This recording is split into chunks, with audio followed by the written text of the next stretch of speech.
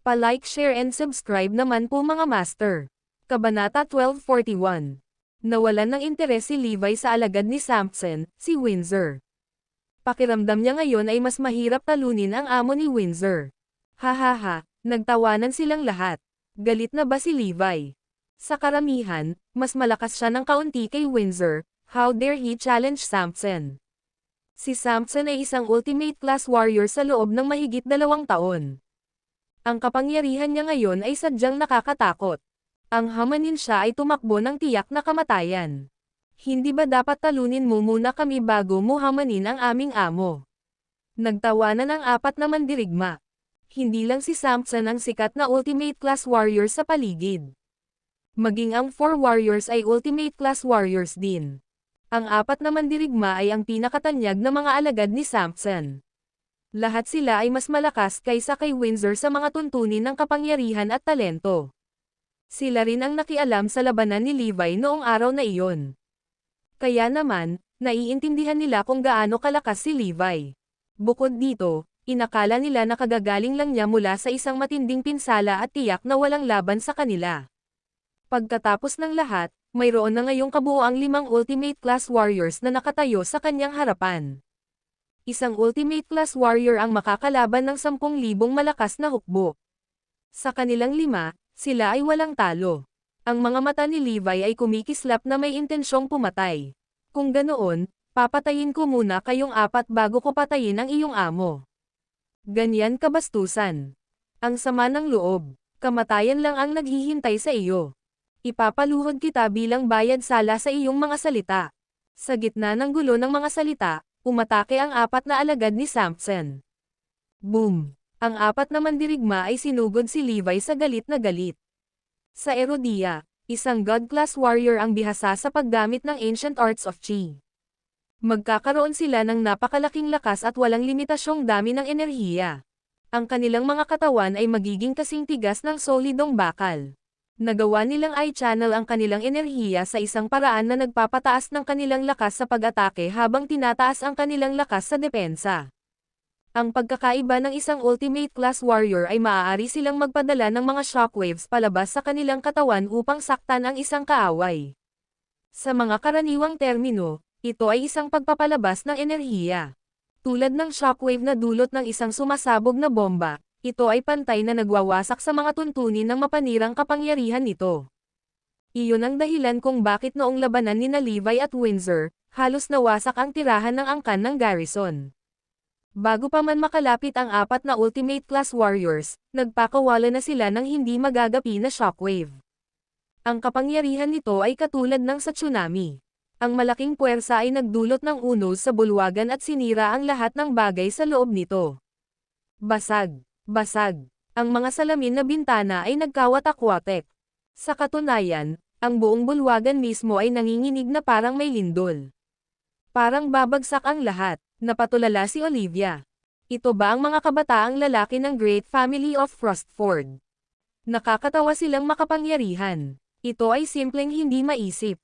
Napagtanto ni Olivia na nasa kabila ng pagiging pinaniniwala ang sinaunang pamilya ni Erodia, limitado pa rin ang kanilang pagkakalantad. Mamatay ka, Levi. Pinalibutan ng 4 na ultimate class warrior si Levi at umatake mula sa lahat ng 4 na direksyon. Nang gustong sumali ng North Skylord sa away, umiling si Levi. Ito ay isang bagay na kinailangang harapin mismo ni Levi. Iyon ay sinabi, si Levi ay nakatayo lang doon at walang nagawa. Nang makita ni Samson ang tugon ni Levi, natigilan siya. Pero sa sumunod na sandali, humagalpak siya ng tawa. Hindi niya kayang harapin ang mga alagad ko pero gusto niya akong hamanin. Ang lakas ng loob, Levi, dahil hindi ka papatay, hahayaan kong patayin ka muli ng aking mga alagad. Matagumpay na ngumiti si Samson. Sa susunod na sandali, nakarating kay Levi ang nakamamatay na pag-atake ng 4 na ultimate class warriors. Nagtitiwala sila na si Levi ay mapupunit sa kanilang pag-atake. Bam! Bam! Bam! Ang 4 na pag-atake ay dumapo kay Levi at gumawa ng isang malakas na tunog. Boom! Gayunpaman, sa susunod na segundo, pinakawalan ni Levi ang isang mas malaking shockwave, nobela. Arg! Arg! Ang apat na Ultimate Class Warriors ay pinalipad pabalik sa ng malakas na pagsabog ng enerhiya. Lahat sila ay tumalsik ng dugo sa hangin bago bumagsak sa lupa, patay. Ang bulwagan ay nahulog sa isang estado ng malagim na katahimikan. Ang video na ito ay edited by Herban TV. Kabanata 1242. Halos lumuwa ang mga mata ni Olivia. Bakit hindi sila gumagalaw? Bakit nakahiga pa rin ang apat na Ultimate Class Warriors? Si Levi ay hindi kumilos, ngunit silang apat ay pinalipad. Gaano naging makapangyarihan si Levi? Hindi ba dapat patayin na siya? O baldado? Paano siya naging mas malakas? Laking gulat din ni Samson. Alam na alam niya kung gaano kalakas ang kanyang apat na pinakamahuhusay na alagad at natigilan siya nang pinalipad sila ni Levi. Tithi ito. Hindi totoo. Hindi ka lang naka-recover sa iyong mga sugat, ngunit nabawi mo rin ang iyong lakas. Malaki ang pagbabago sa ekspresyon ni Samson. Paano ito posible? Si Levi ay nalasan ng Blood King Palace at napilayan ng mga ito. Nakapagtataka na nakaligtas siya, pero para makabawi ng lakas. Ito ay isang bagay na kahit na ang mahusay na pamilya ng Frostford ay hindi makakamit at hindi naririnig sa buong 3,000 taong kasaysayan nito. Paano ito nagagawa ng isang tao mula sa modernong lipunan? Karamihan sa mga sinaunang kaalaman at pamamaraang medikal ay monopolyo ng mga dakilang pamilya. Sa makatuwid, napakaliit ng kaalamang iyon ang dumaloy sa modernong lipunan. Kaya paano ito nakamit ni Levi? Nagtataka si Samson. Kung nagawa niyang makuha ang diskarteng ito, siya ay lubos na pahalagahan sa Great Family of Frostford. Kapag naisapubliko ang pamamaraang ito, mabigla ito sa buong mundo. Iyon ay kung gaano kahanga-hanga ito. Pagkatapos ng lahat, ang pamamaraan ni Levi ay sinalungat lamang ang kalikasan. Ang ideya na ang isang Pyle ay maaaring gawing Diyos ng digmaan ay isang bagay na hindi maisip. Levi, sabihin mo sa akin kung paano ka gumaling at hahayaan kitang mabuhay. Nagsimulang magkaroon ng interes si Samson sa kamangha-manghang pamamaraan ni Levi. Alam niya na kapag nalaman ito ng ibang makapangyarihang tao o organisasyon, sila rin ay mag-aagawan para dito. Si Levi ay hahanapin dahil sa pagkakaroon ng gayong mahalagang kaalaman. Ang dahilan kung bakit nang ahas si Samson na sabihin ang mga salitang iyon ay dahil buong tiwala siya sa kanyang lakas, sa kabila ng katotohanang natalo ni Levi ang apat na Ultimate Class Warrior. Para sa kanyang bahagi, si Levi ay mayroon lamang isang pag-iisip sa isip kapag kaharap si Samson paghihiganti. Nakipagtulungan ka ba sa iba para buhayin ang Blood King Palace para mapilitan mo akong umalis? Tanong ni Levi. Oo, ginawa ko. Pero sayang si Windsor ang pinadala para protektahan ang asawa at anak mo. Nakakaawa talaga. Puno ng pagsisisi ang mukha ni Samson. Nagplano ka ba sa Blood King Palace para lasunin ako? Tama iyan. Nagpadala ka ba ng mga tao para guluhin ang pakikipaglaban ko kay Windsor mula sa mga anino? Oo. Nagpadala ka ba ng mga tao para patayin ako? Siyempre. Kinarma mo ba ako at ipinatapon dahil sa pagtataksil kay Erudia? Talaga, ginawa ko. Nagbalak ka ba sa mga tagalabas upang patayin ang 358 sa aking mabubuting tao? Tanghali, namumula na ang mga mata ni Levi at parang garalgal, ang boses. Bumungad sa kanya ang mga nakakakilabot na eksena ng Northgale. Ang Anonymous 80 of the West. Ang ilang kilalang pamilya ng Oakland City. Jonah Garrison, na lumaban hanggang sa kanyang huling hininga sa kabila ng kanyang edad. Ang apat na hari, na kumapit sa mga hita ng Harbinger of Death kahit sa kamatayan. At si Hades, na desidido na hindi bumitaw sa kabila ng pambubugbog. Kuwit. Isa-isang nag-flash sa kanyang isipan ang lahat ng mukha na pamilyar at hindi pamilyar. Patayin. Patayin. Patayin. Ipaghiganti sila dahil hindi sila maaaring mamatay ng walang kabuluhan. Ang kanilang dugo ay hindi dadaloy ng walang kabuluhan. Tumingin si Samson kay Levi at sumagot, tama. Ako ang nagplano ng lahat. Mga insekto lang sila, kaya walang halaga sa kanilang pagkamatay. Sayang lang at hindi kita nagawang patayin. Si Samson ay walang pakialam sa buhay ng tao, kahit na sila ay kanilang mga kasama. Levi, napagtanto ko na maraming tao ang napupuot sa iyo at gustong patayin ka. Hahaha, madali kong nakolekta ang mga ito sa isang snap ng aking mga daliri. Samson burst out sa isang malupit na tawa. Mapahamak ka, Samson. May puwang ba si Erudia sa puso mo? Marami sa kanila ang iyong mga kasama. Paano ka naging malupit para patayin sila? Ang video na ito ay edited by Herban TV. Kabanata 1243. Nakangiting sumagot si Samson, lagi kong tinuturuan ang aking mga disipulo ng isang prinsipyo, na ang mahihina ay hindi karapat-dapat mabuhay. Masyado silang mahina. Kung sila ay medyo malakas, sila ay buhay pa. Sa huli, ang kanilang pagkamatay ay sanhi ng kanilang kahinaan. Hindi nila masisisi ang iba. Hindi nakaimik si Levi dahil nabigla siya sa sinabi ni Samson. Sinaktan ka ba ng mahihina? Wala ba silang karapatang mabuhay? Nabubuhay tayo sa panahon kung saan pantay-pantay ang lahat. Tapos na ang edad kung saan pinaghihiwalay ang mga lalaki sa ibang klase. Kung ipipilit ng Great Family of Frostford na sundin ang gayong katawa-tawang prinsipyo, hahampasin kita hanggang sa harapin mo ang katotohanan at aminin ang iyong pagkakamali. Ngumisi si Samson kay Levi, sa huli, walang kinalaman sa akin ang bagay na ito. Lahat ng ito ay dahil mahina ka, nobela. Paano kung naakit ko ang aking mga alagad na dayin o lasunin ka? Ano ang maaari mong gawin tungkol dito? Kung papatayin kita sa pagkakataong ito, sinong makakaalam ng totoo? Tumawa ulit si Samson. Sa loob ng isang mahusay na pamilya, tanging ang pinakamatibay ang nabubuhay. Kaya, lahat ay maaaring gumawa ng anuman para lamang mabuhay. Ito rin ang dahilan kung bakit ang mga lumang kapangyarihan ay nahiwalay sa modernong lipunan. Ang isa pang dahilan ay hindi sila mapipigilan dahil napakalakas nila. Sa napakaraming ultimate class warriors sa kanila, walang makakakontrol sa kanila kung sila ay magalit. Hindi ba mahalaga sa iyo si Erudia? Pakiramdam ni Levi ay kumirot ang kanyang puso sa sinabi ni Samson. Ang 300 higit sa mga kasama ay namatay sa walang kabuluhan. Si Samson ay hindi gaanong nagsisisi. Samson scoffed, ako lang ang nagmamalasakit sa sarili ko at wala nang iba.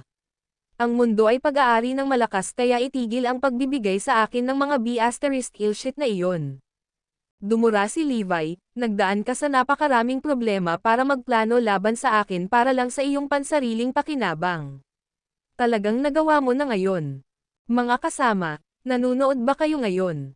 Ngayon, ako, si Levi Garrison, ay maghihiganti sa iyo sa pamamagitan ng pagpatay sa B***tard na ito. Napasigaw si Levi sa langit. Hahaha, tumawa ng palihis si Samson. Hayaan mo akong ulitin ang sarili ko. Basta ibigay mo sa akin ang recovery technique mo, I will save your life, babala muli ni Samson kay Levi. Mamatay ka, Ashley. Kinagat ni Levi ang kanyang mga ngipin at tumakbo pasulong. Boom! Isang pasabog na suntok ang ibinaton niya. Itinaas ni Samson ang kanang kamay at hinarang ang suntok. Nagpapakita ng kapangyarihan ng isang ultimate class warrior sa loob ng 20 taon. Basag. Gayunpaman, sa sandali ng epekto, ang mga linya ng fault ay lumitaw sa lupa sa ilalim ng kanyang mga paa at nag-inat ng ilang libong metro. Para ito kay Jonah Garrison. Ang suntok na iyon ang naging dahilan ng pagbabago ng ekspresyon ni Samson. Napakalakas ng suntok. Bago pa siya makapag-react, ang pangalawang suntok ay malapit na sa kanya. Boom! Ibinato ni Levi ang kanyang pangalawang suntok. Lalo pang lumubog si Samson sa lupa. Sa ngayon, ang kanyang mga librong bukong ay nasa ibaba ng antas ng lupa. Pera ito kay Hades. Boom! Dumating ang ikatlong suntok. Patuloy na ibinaon si Samson sa lupa habang nakabaon na ngayon ang kanyang mga guya. Para ito sa mga kasama ng Southampton. Boom! Dumating ang ikaapat na suntok. Si Samson ay nabaon ng mas malalim sa lupa habang nakatikip ang kanyang mga tuhod. Para ito sa magkapatid ng Oakland City. Boom! Dama po ang ikalimang suntok. Lalong lumubog si Samson sa lupa. Ito ay para sa Anonymous 80 of the West. Boom! Ibinato ni Levi ang kanyang ika-6 na suntok.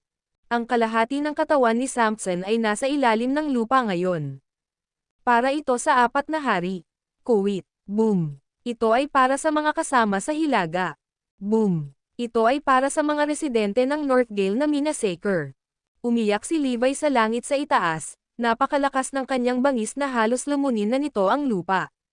10 suntok ang sunod-sunod niyang pinakawalan hanggang sa mawala si Samson. Ibinagsak ang huli sa lupa hanggang sa hindi makita ang kanyang ulo. Sa kanyang buong katawan sa ilalim ng lupa, naging isa si Samson sa Earth. Ang video na ito ay edited by Urban TV. Kabanata 1244. Humihikbi si Olivia habang pinapanood si Levi na hinahampas si Samson sa lupa, suntok sa suntok. Sa kanyang takot, ang katawan ni Samson ay dahan-daang lumubog sa lupa sa ibaba, tulad ng isang pako na itinutusok sa dingding. Horror. Horror lang ang naramdaman niya sa sandaling iyon. Hindi yan basta-bastang lalaki. Iyan ay isang tao na naging isang makapangyarihang ultimate class warrior sa loob ng 20 taon. Isang manlalaban na nakipaglaban sa 100,000 mga kaaway mismo sa mga larangan ng digmaan. Nawala ng ganun lang. Gaano kalakas si Levi? At paano siya naging ganito kalakas? Maaaring ito ay isang muling pagsilang. Heck, mas malakas pa siya kaysa dati. Nang mapanood ang malagim na eksena sa kanyang harapan, naghisterya si Olivia. Ang kanyang paghikbi ay unti-unting napalitan ng isang langit-ngit na alulong. Huwag kang lalapit sa akin. Huwag kang lalapit sa akin. Ang pagsalubong sa titig ni Levi ay ang huling straw para sa kanya. Siya ay ganap na nawala ito. Ngumuso si North Sky Lord, ang 5 ultimate class warriors. Napakahina. At ano ang kay Levi Garrison?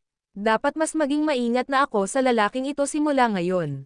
Pagtingin sa malayo, sumigaw si Levi, nakikita ba ninyo ito, mga kapatid ko? Patay na ang hamak na lalaking ito.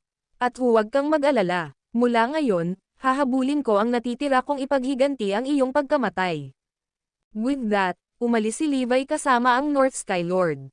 Boom! Ang buong manor ay gumuho sa mga piraso. Sa pamamagitan lamang ng 12 suntok, sinira ni Levi ang pundasyon ng gusali ng manor. Dahil ang 5 ultimate class warriors, patay, at ang asawa ng patriarch ng unang sinaunang pamilya ay nabaliw, ito ay isang mabagyo, taksil na gabi talaga. Hoy, anong problema? Hindi nakatanggap ng tugon, muling nagtanong si Tyrone. Oy, anong problema? Tinatakot mo ako. Nang matagpuan niya si Olivia, tila hindi matatag ang kanyang pag-iisip. Isang multo. Nanlaki ang mga pupils ni Olivia nang itinuro niya ang nanginginig na daliri sa harap. May kumuha ng doktor. Kalimutan ito kumuha ng exorcist. Napatulala, nagsimulang maghinala si Tyrone na sinapian si Olivia. Gayunpaman, walang nakakaalam tungkol sa pagkamatay ng 5 ultimate class warriors. Walang sino man ang nakakaalam tungkol sa katotohanan na ang isang tao ay muling isinilang sa loob ng Great Family of Frostford. Ang alam lang ng publiko ay ang pagkawala ni Jerry Gott, na nagdulot ng malaking kaguluhan sa Oakland City. Sa sandaling iyon, halos maamoy ng isa ang paparating na panganib, ang hangin at ang mga lansangan ay napuno nito. Parang may paparating na bagyo. Higit pa rito, ang pinakabagong pagliko ng mga kaganapan ay medyo kakaiba, nobela. Ang utos ng pagpatay kay Forlivia ay biglang inalis, kasama ang mga organisasyon ng assassination na binuwag. Gayunpaman, walang sino man ang nakakaalam kung ano ang nangyayari. Para sa ilan, kabilang si Dale Lehman, nahulaan nila na ang Great Family of Frostford ay pinilit na gawin ito dahil sila ang nagbigay ng utos ng pagpatay sa unang lugar. Malamang na ang mga taong tulad ng mga Dragonites ay nagpilit sa Great Family of Frostford bilang pag-alala sa kabutihang ginawa ni Levi Garrison noong nakaraan. Hindi man lang nawawala-alang ang posibilidad na ang 5 ultimate class warriors ay natalo. Kung ang balita ng kanilang pagbagsak ay kumalat, ang lungsod ay nasa gulo. Pagkatapos ng lahat, ang mga tao ay may ganap na pananampalataya sa ultimate class warriors. Sa mas maliliit na bansa, maririnig ng isa ang mga alingaw-ngaw na kinakailangan lamang ng isang ultimate class warrior para pangalagaan ang isang buong bansa. O gaya ng sasabihin nila, kayang kontrolin ng isang ultimate class warrior ang kapalaran ng milyon-milyong tao.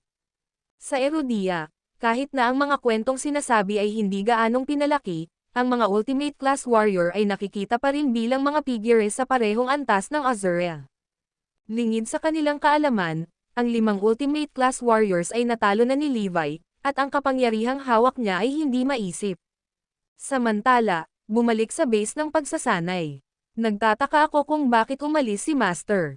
May nararamdaman. Nagsalubong ang kilay ni Windsor. Umiling si Zar, na nagsasabing, wala pang bagong update na may kaugnayan doon. Well, mas mabuting mag-training na naman ako. Ipinakita sa akin ni Master ang kanilang mga bagong diskarte sa pakikipaglaban bago siya umalis, sabi ni Windsor sabay buntong hininga. May nagsasabi lang sa akin na buhay pa si Levi, alam mo ba? Kung siya nga, ipapakita ko sa kanya na ako ang manlalaban na hindi niya matatalo. Nagtawanan ng iba, well, pareho din tayo ng nararamdaman. Kung talagang buhay si Levi, ito ay isang pagkakataon para sa iyo, ang dakilang Azure, na talunin siya muli. Ang video na ito ay edited by Urban TV. Kabanata 1245. Hindi niya alam, si Levi Garrison ang mismong taong nagpatalsik ng hangin sa kanyang master, kasama ang kanyang club. Mga bagong diskarte sa pakikipaglaban. Ang kanyang minamahal na guro ay hindi man lang nagkaroon ng pagkakataong gamitin ang mga ito.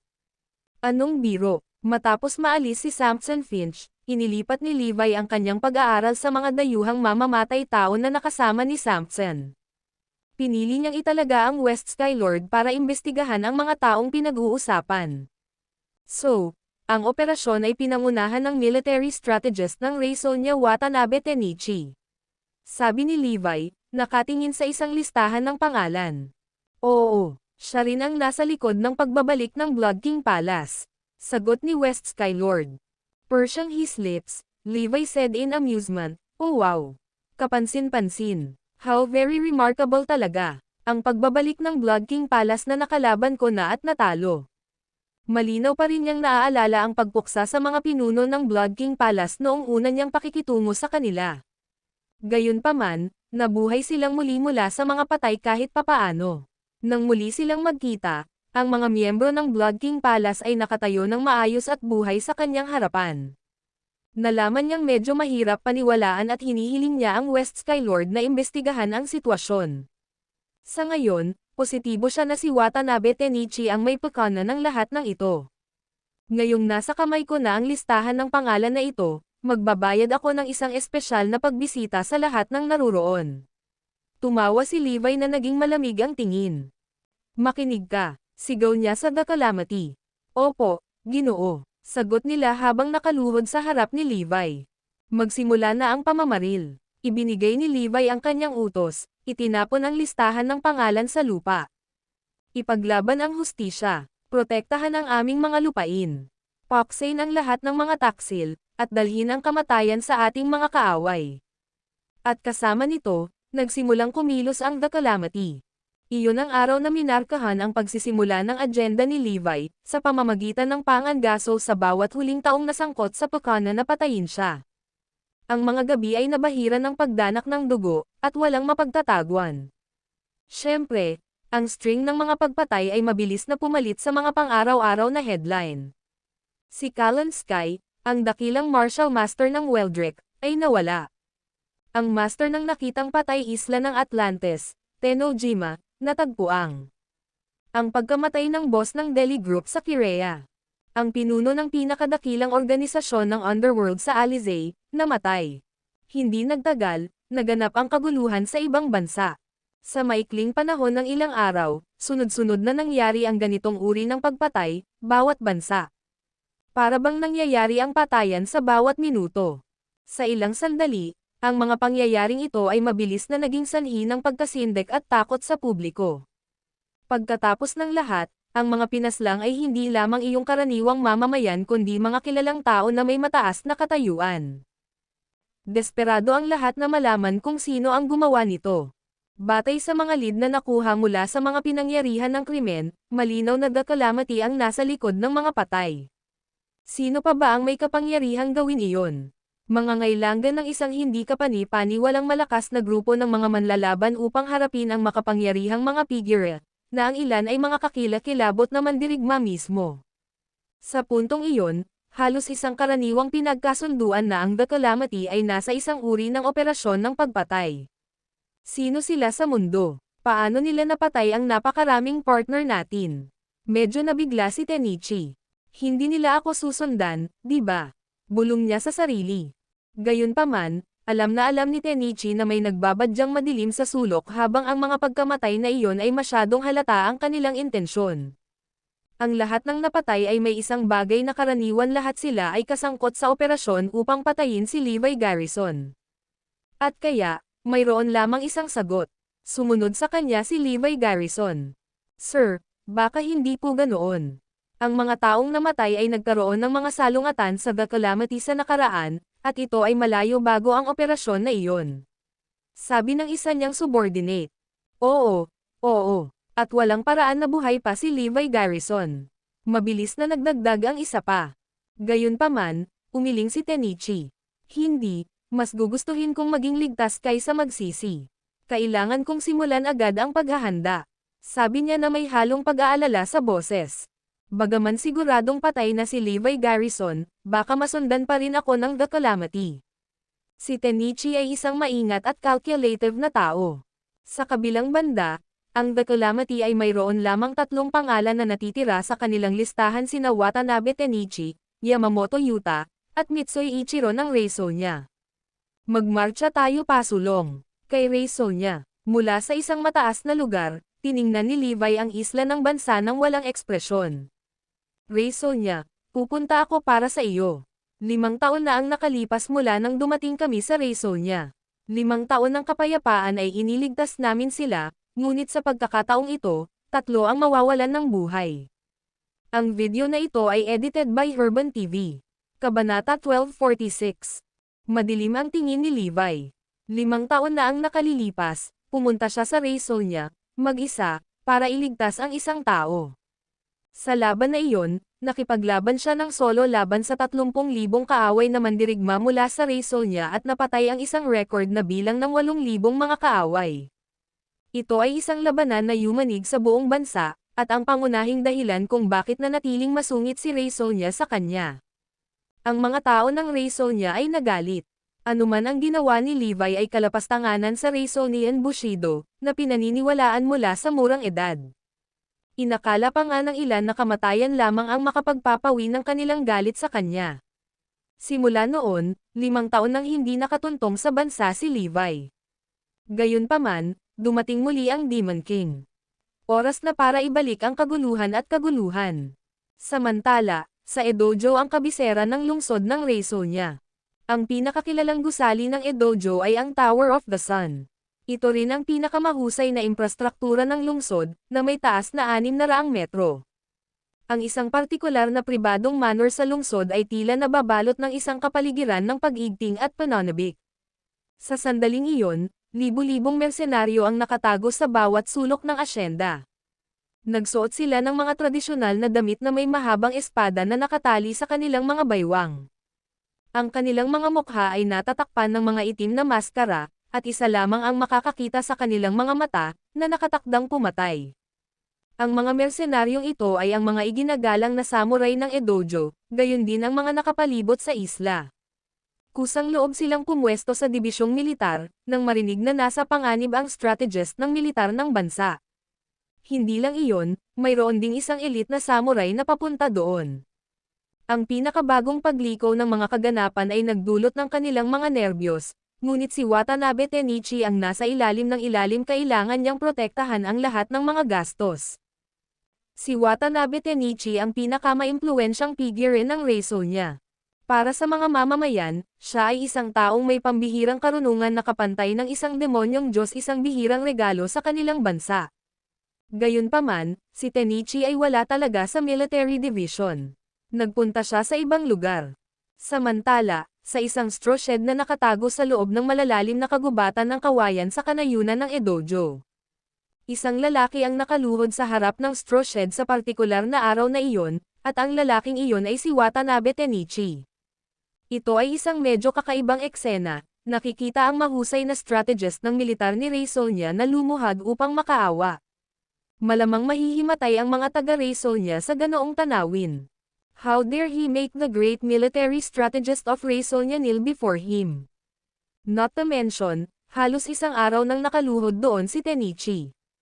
Tigilan mo nga ako sa panggugulo. Nagretiro na ako. Maririnig mula sa loob ng shed ang garalgal na boses ng isang matandang lalaki, nobela. Demon Blade, hindi lang ako nandito para sa sarili kong kaligtasan. Nandito ako dahil magiging mahalaga ang tulong mo para muling bumangon ang Reisonian Bushido. Pakiusap ni Tenichi. 5 taon na ang nakalilipas, pinasok ni Levi Garrison ang aming mga lupain, at nag-iisang pinatay ang 8,000 sa aming mga tauhan. Para sa kanya, ito ang kanyang maluwalhating pakikipaglaban sa kasabihan, ngunit para sa amin, isang mantsa sa aming kasaysayan magpakailanman. Hindi lamang iyon, ngunit ang aming sariling tatak ng martial arts ay nagkaroon din ng malaking dagok mula sa laban na iyon. Bumagsak kami mula sa matataas na ranggo kasama ng iba pa sa Bayview, at hindi na nakabawi mula noon. Ang ating mga tao ay walang ibang nararamdaman kundi ang kahihiyan sa Reisonian Bushido na dati nilang ipinagmamalaki. Nanginginig ang mukha ni Tenichi na puno ng luha. Hindi ko maiwasang matakot sa pagkawasak na ay dudulot ng The Calamity. Hindi na tayo makakabawi niyan. Ayaw ko lang na ang ating mga tao ay mamuhay ng nakayuko magpakailanman. Pwede mo bang simulan alang? Umiyak siya. Marami kaming ultimate class fighters dito, pero ang presensya mo ang magtitiyak sa ating tagumpay. Alam ko na 5 taon ka nang nagretiro, ngunit wala akong mahanap na samurai na kasing kakayahan mo. Oh, Demon Blade, pakiusap. Tulungan mo kami. Nakapatong ang ulo ni Tenichi sa lupa habang nagmamakaawa. Ang video na ito ay edited by Herban TV. Kabanata 1247. Thud, thud, thud. Ibinagsak ni Tenichi ang kanyang noo sa lupa, may dugong umaagos mula rito. Siya ay may medyo maniacal side sa kanya, kung saan gagawin niya ang bawat huling hakbang para sa kapakanan ng Reisonia at ng Reisonian Bushido. Sa kanyang ulo, handa siyang labanan si Levi Garrison hanggang sa kamatayan. Kung tutuusin, handa pa siyang sagutin ang lahat ng sisihin at pagsalungat mula rito. Bagamat ang ilan ay maaaring hindi sumasang-ayon sa kung ano ang kanyang ginawa, o ang kanyang paraan ng paggawa ng mga bagay, ito ay hindi talaga isang bagay ng tama o mali, isa lamang itong magkasalungat na interes mula sa iba't ibang pananaw. Siyempre, si Tenichi ay mayroon ding mga personal na motibo. Gusto niyang mabuhay. Ang pagdanak ng dugo na dulot ng The Calamity ay nagbigay sa kanya ng malinaw na babala na ang pagkakaroon ng mga ultimate class warriors sa paligid niya ay hindi sapat. Marami sa mga namatay ay protektado ng mga ultimate class warriors. Masasabi ni Tenichi na ang kanyang mga kaaway ay labis na nalulupig, hanggang sa hindi sila natatakot sa mga pinakahuling mandirigma ng klase. Kaya naman kailangan niyang gamitin ang lahat ng card na pag-aari niya para lang makaligtas sa pagsubok na ito. Nakita rin ni Tenichi ang pagdaragdag ng Demon Blade bilang isang pagkakataon para maibalik ang dignidad at dangal ng Reisonian Bushido. Ito ay isang plano na magbibigay daan sa kanya upang patayin ang 2 ibon gamit ang isang bato. Nakikiusap ako sa iyo, Demon Blade, na sumama sa amin at lumaban para sa martial arts ni Reisonia. Muling nakiusap si Tenichi, kasama ang daan-daang tao na lumuhad sa likuran niya. Umalangaw-ngaw ang kanilang mga boses sa kakahuyan, umalangaw-ngaw na parang humahagupit na hangin sa panahon ng bagyo. Tungkol naman sa lalaking tinutukoy bilang Demon Blade, siya ang Great Grandmaster ng Reisonia, ang pinakamalakas na mandirigma ng bansa. Demon Blade lang ang kanyang titulo, at ang kanyang tunay na pangalan ay Kawasaki Zando. 60 taon na ang nakalilipas, inanod niya ang kabuuan ng Bayview sa pamamagitan ng bagyo. Wala ni isang manlalaban na makakalaban sa kanya. Kahit na nakaharap ang isang master ng parehong klase niya, gumawa siya ng instant kills. Walang makapaglalarawan kung gaano siya kalakas dahil namatay ang bawat manlalaban na umahan laban sa kanya. Ang Kawasaki Zando ay bumisita pa nga sa Erudia noon, na nagbigay sa mga practitioner ng martial arts sa Erudia na walang anuman kundi kahihiyan. Gaya ng masasabi ng isa, siya ang pinuno ng panahong iyon, na naninindigan sa lahat ng anyo ng martial arts sa Bayview. Nakita siya ng mga tao bilang pagmamalaki ni Reisonia, isang hindi matatalo na Diyos. Gayunpaman, sa mga kadahilanang hindi alam ng masa, ang Demon Blade ay nagretiro ng biglaan at namuhay na nakatago sa ibang bahagi ng mundo. 50 taon na ang lumipas mula noon, at wala pa ring senyales ng kanyang pagbabalik. Sige, para sa kapakanan ni Reisonia, muli kong gagamitin ang aking talam. Sa wakas ay nagawa na ni Demon Blade ang kanyang desisyon. Ha, oo. Anong karangalan? Sigaw ni Watanabe Tenichi sa kakatawa. Sinong maglalakas loob na susundan ako ngayon? Sa Demon Blade sa tabi ko. Nobela. Sino ang mga ngahas na hiyain ang Reisonian Bushido? Kasama ng 6 na iba pang Ultimate Class Warriors, si Tenichi ay mayroon na ngayong 7 Ultimate Class Warriors na lumalaban para sa kanya. Sila ay makikita bilang isang mabigat na grupo ng mga mandirigma na hindi mabibilang saan man sa Bayview. Ang mga mandirigma ng klase ng Diyos ay bihira na, hindi pa banggitin ang mga pinakahuling mandirigma ng klase. Ang isang grupo ng 7 Ultimate Class Warriors ay isang bagay na hindi pa nakikita ng sinuman. Pagkatapos ng lahat, wala sa mga bansa ang gustong ipakita ang kanilang mga trump card ng masyadong maaga. Sa makatuwid, ang pagsasama-sama ng gayong grupo ng mga mandirigma ay gagawin bilang isang huling paraan.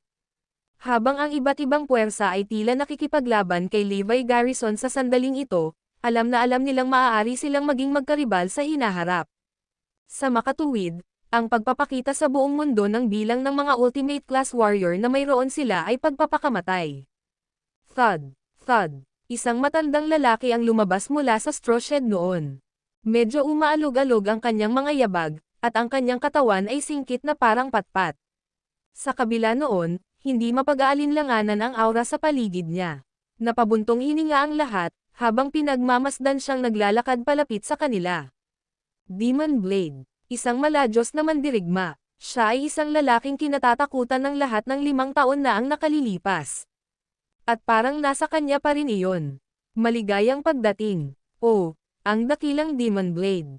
Sigaw ni Tenichi, sumenyas na sumunod ang iba. Magiging ligtas ako ngayon. Ang Reisonian Bushido ay uunlad. At gayon din si Reisonia. Labanan natin ang Calamity. Buong tiwala si Tenichi sa nalalapit nilang laban. Ang video na ito ay edited by Herban TV. Kabanata 1248. Nasaan ang taong dumi sa ating mga lupain 5 taon na ang nakararaan? Tanong ni Demon Blade. Mabilis na sumagot si Tenichi, Sir, he goes by the name Levi Garrison. Kilala siya bilang God of War of Erudia, pero huwag kang mag-alala, Sir, patay na siya. Patay. Ang sarap pakinggan, napabuntong hininga si Demon Blade. Kailangan kong pasalamatan ang Great Family of Frostford para doon. Nakangiting sabi ni Tenichi, Nobela. Ang ano? Ang dakilang pamilya ng Frostford. Nang marinig ang mga salita ni Tenichi, ang mukha ni Demon Blade ay naging outcast, na parang may naalala siyang kakilakilabot. Sir, anong meron? Ayos ka lang? Tanong ni Tenichi. Oo, ayos lang ako. Narinig ko na ang tungkol sa Great Family of Frostford dati. Sinasabi ng isang salita na ang mga mandirigma sa pamilya ay ang pinakamahusay sa pinakamahusay. Hindi banggitin ang iba pang 3 sa 4 na mahusay na pamilya. Sabi ni Demon Blade na natauhan. Mabilis na tiniyak ni Tenichi at ng iba pa sa kanya, kahit gaano pa sila kalakas, hindi nila kayang ikumpara sa iyo, Sir. Umiling si Demon Blade at hinikayat si Tenichi na sabihin sa kanya ang lahat tungkol sa sitwasyon nila ngayon. Nasaan ang dalawa pa? Tanong niya, ang tinutukoy ay sina Yamamoto Yuta at Mitsuy Ichiro. Kasama rin ang dalawang iyon sa pagkana na patayin si Levi sa ilalim ng utos ni Tenichi. Nagdilim ang tingin ni Tenichi nang marinig ang dalawang pangalan nito. Nagbingi-bingihan silang dalawa sa sinabi ko. Sa palagay ko hindi ko napagtanto ang kalubhaan ng sitwasyon. Gayunpaman, ang Demon Blade ay hindi partikular na nagulat tungkol dito. Bueno, para sa dalawang iyon, bilang mga inapo ng Ancient Warrior families, dapat asahan na manatiling tiwala at matatag na anuman ang mga kaaway na dumating sa kanilang mga paraan, sabi niya. Oo, hayaan silang mag-isip kung ano ang gusto nila, malamig na sabi ni Tenichi. Magiging ligtas ako kahit wala sila. Sa isang medyo malayo at tahimik na bahagi ng Edojo, mayroong isang matagal nang itinatag na tirahan na nagpapanatili ng tradisyonal na estilo ng arkitektura nito, na kilala bilang General's Residence. Ito ay dating tirahan ng isang general ng militar ngunit ngayon ay naging tirahan para sa mga ancient warrior families. Nagsagawa sila ng Bushido, na iginagalang ng lahat. Hindi na kailangang sabihin, mayroong hindi mabilang na mga bihasang mandirigma sa loob ng mga pamilya. Sa kasalukuyan, si Yamamoto Yuta ang patriarch ng mga pamilya at isang ultimate class warrior. Ang isa pang ultimate class warrior, na kabilang sa ancient warrior families, ay si Mitsui Ichiro. Silang dalawa, kasama si Watanabe Tenichi, ay naging tagapag-alaga ng Reisol niya.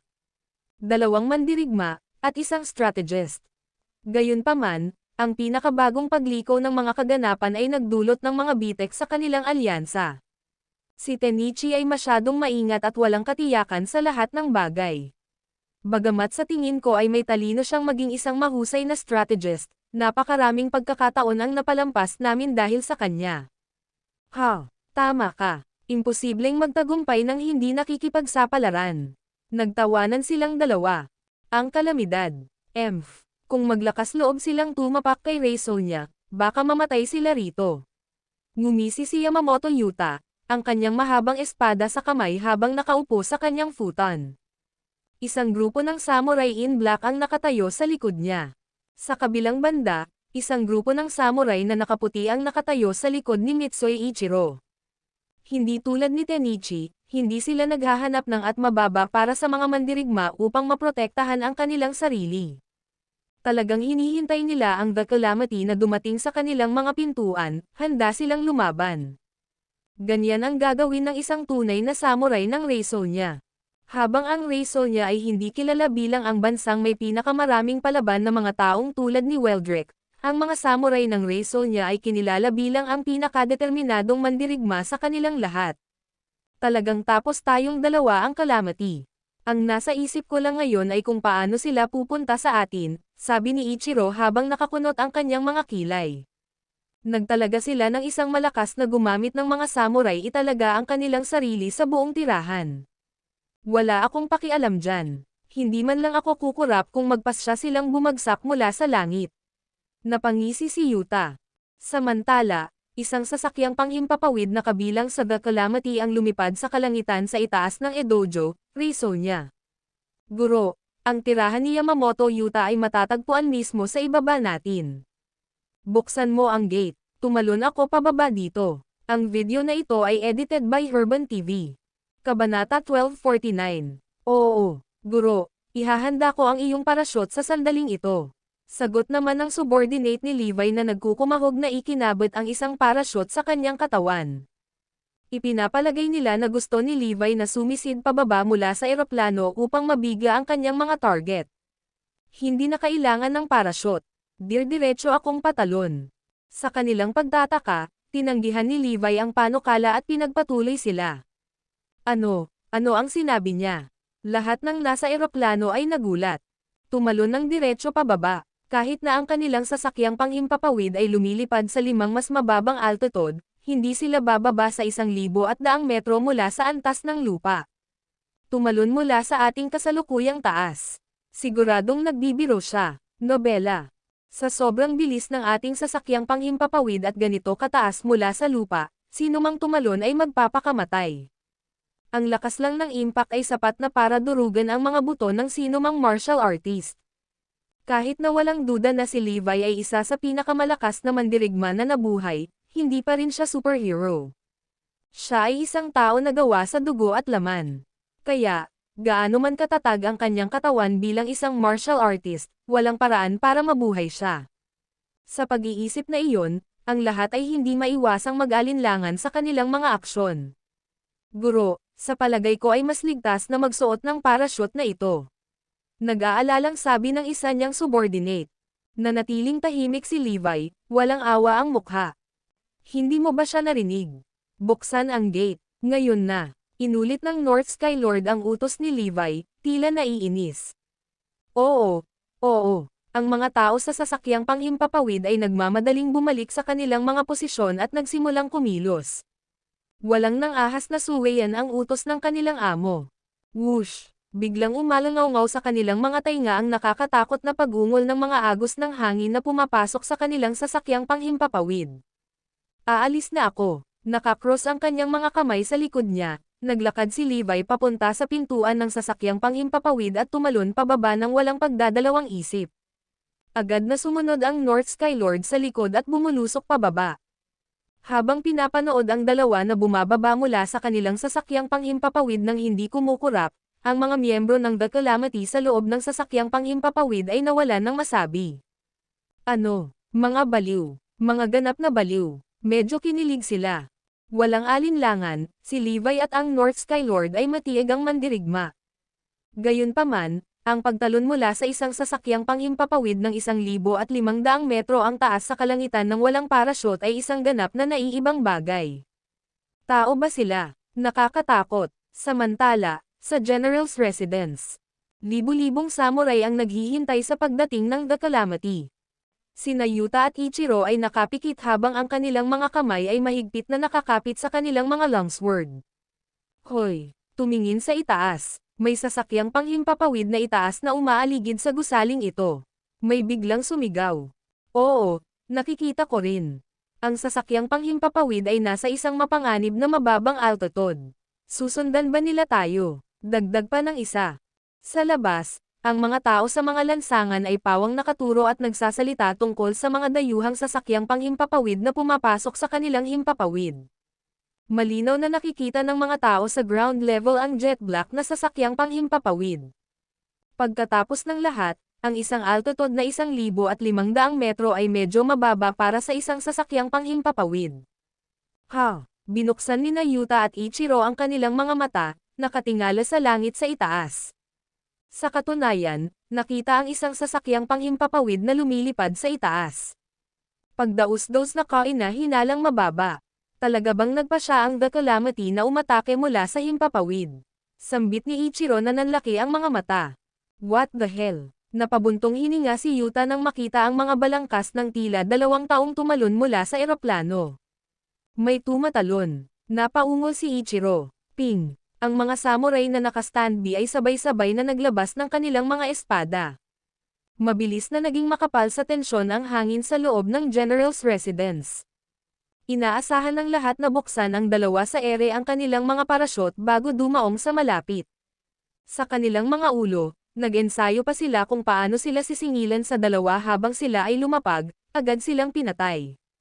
Ang kanilang mga silhouette ay naging mas malaki at mas malinaw habang ang dalawang lalaki ay nahulog mula sa langit, tulad ng mga bulalakaw na tumatama sa lupa.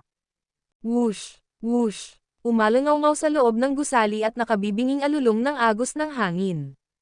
Sa kanilang kakilakilabot, ang bilis ng mga meteor na iyon ng mga tao ay tila lumampas sa tunog ng mga agos ng hangin. Hindi sila gumagamit ng mga parachute. Sigaw ni Yuta. Ang video na ito ay edited by Herban TV. Kabanata 1250. Hindi nakaimik si Ichiro, nobela. Gayon din ang libu-libong samurais sa paligid nila. Baliw ba sila? Tumalon lang ba sila sa isang sasakyang panghimpapawid na walang mga parachute? Dahil sa katotohanan na sila ay malayang bumabagsak mula sa 1,500 metro, ang bilis ng paggalaw ni Levi at ng North Skylord ay nakakatakot na mabilis. Hindi man lang maaninag ng mga nanunood ang kanilang mga mukha habang sila ay bumulusok pababa, na nag-iiwan ng puting bakas sa likuran nila. Thud! Malakas ang impact ng paglapag nila. Nararamdaman ng mga tao sa General's Residence ang vibration sa floorboards, vibrating their eardrums. Ang kanilang dumadagandong na landing ay sinundan ng isang bug zone ng hangin na literal na nagpabuga ng ilan sa mga samurai sa gusali. Naramdaman na ng lahat ang napakalaking kapangyarihan ng kanilang mga kaaway bago pa man sila magpakita sa kanilang sarili. Nang maramdaman ang kanilang nalalapit na kapahamakan, sumigaw ang ilan sa mga samurai, umalis. Retreat. Gayunpaman, walang oras upang mag-react. Bago pa man sila makapagsimulang lumikas sa gusali, ang 2 bulan ng tao ay sa wakas ay nakagawa na sa kanilang mga touchdown. Boom! Boom! Magkasunod na lumapit si Levi at ang North Skylord. Halos tunog ito ng magkasunod na pagsabog ng 2 missile.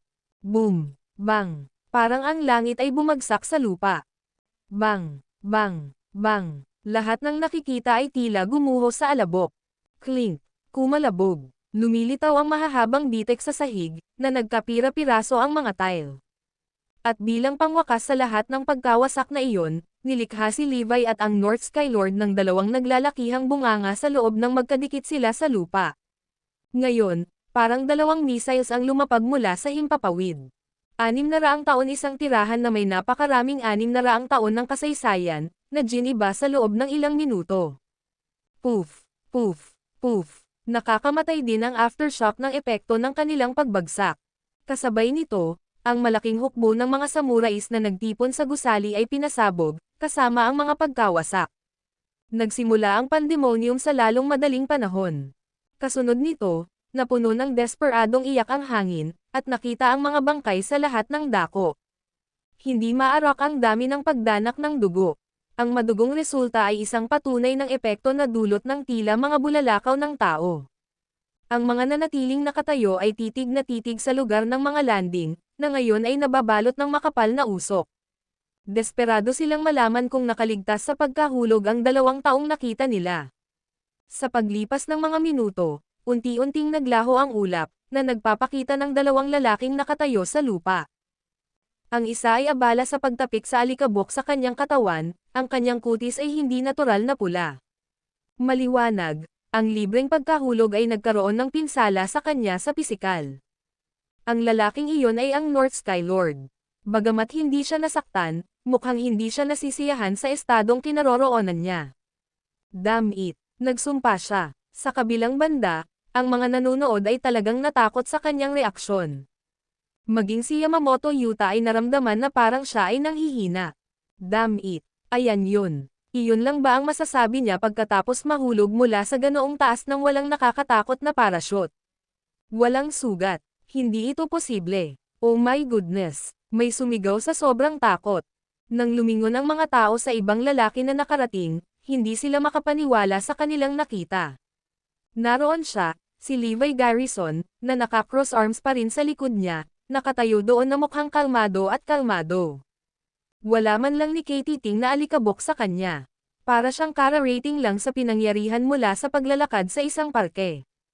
Paano ito posible? Tao rin ba siya? Posible ba iyon kahit sa tao? Kahit na ang isang ultimate class warrior ay hindi makakaligtas sa pagkahulog ng ganoon. Habang ang mga nanonood ay nababalot pa rin ng takot at sindek, si Levi at ang North Sky Lord ay pumunta sa kanila. Hindi na nakabawi sa gulat, panay ang tingin ni Yuta at Ichiro sa dalawa na papalapit. Tumagal ng isang buong solidong minuto para bumalik ang mga tao sa kanilang katinoan. Gayunpaman, agad silang tinamaan ng isa pang nakakatakot sa katotohanan. Ang lalaking nahulog na parang bulalakaw ng tao ay isang taong pamilyar sa kanila. Ang video na ito ay edited by Urban TV. Kabanata 1251.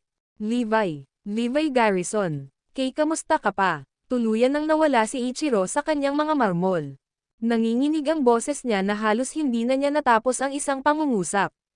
Sa sobrang takot ng kanyang katawan, tila babagsak na siya anumang oras.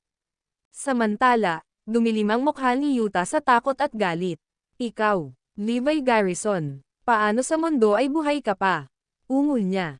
Hik, napabuntong hininga ang mga samurai sa pinangyarihan, namutla ang kanilang mga mukha. Nang maisip nila na nakaligtas sila sa pinakamaraming krisis na tumama sa kanilang mga lupain, nakilala nila ang mga lalaki ng kanilang mga bangungot si Levi Garrison. Siya ay hindi lamang isang taong bumangon mula sa mga patay, ngunit ang kanilang nakikitang kaaway ay nagpahiya sa kanilang bansa 5 taon na ang nakalilipas. Ang mga samurai ng Reisol niya ay may labis na pagkamuhi kay Levi kaya't iniukit nila ang kanyang mukha ng malalim sa kanilang mga isipan upang hindi nila makalimutan ang kanilang tunay na kalaban. Ang pagpatay kay Levi Garrison ay naging pangunahing prioridad para sa bawat samurai sa Reisol niya. Parang isang misyon na nakatanim sa kanilang mga kaluluwa. Gayunpaman, nang makita si Levi na nakatayo sa kanilang harapan, ang matinding galit ay mabilis na napalitan ng kalituhan at takot. Multo ba siya? Marami ang nasa isip ng haka-haka na iyon.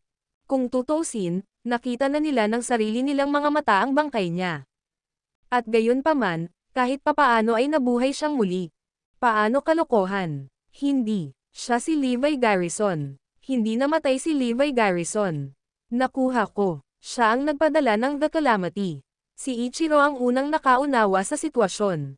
Nahuli din niya ang katotohanan na si Levi ang naging master ng The Calamity.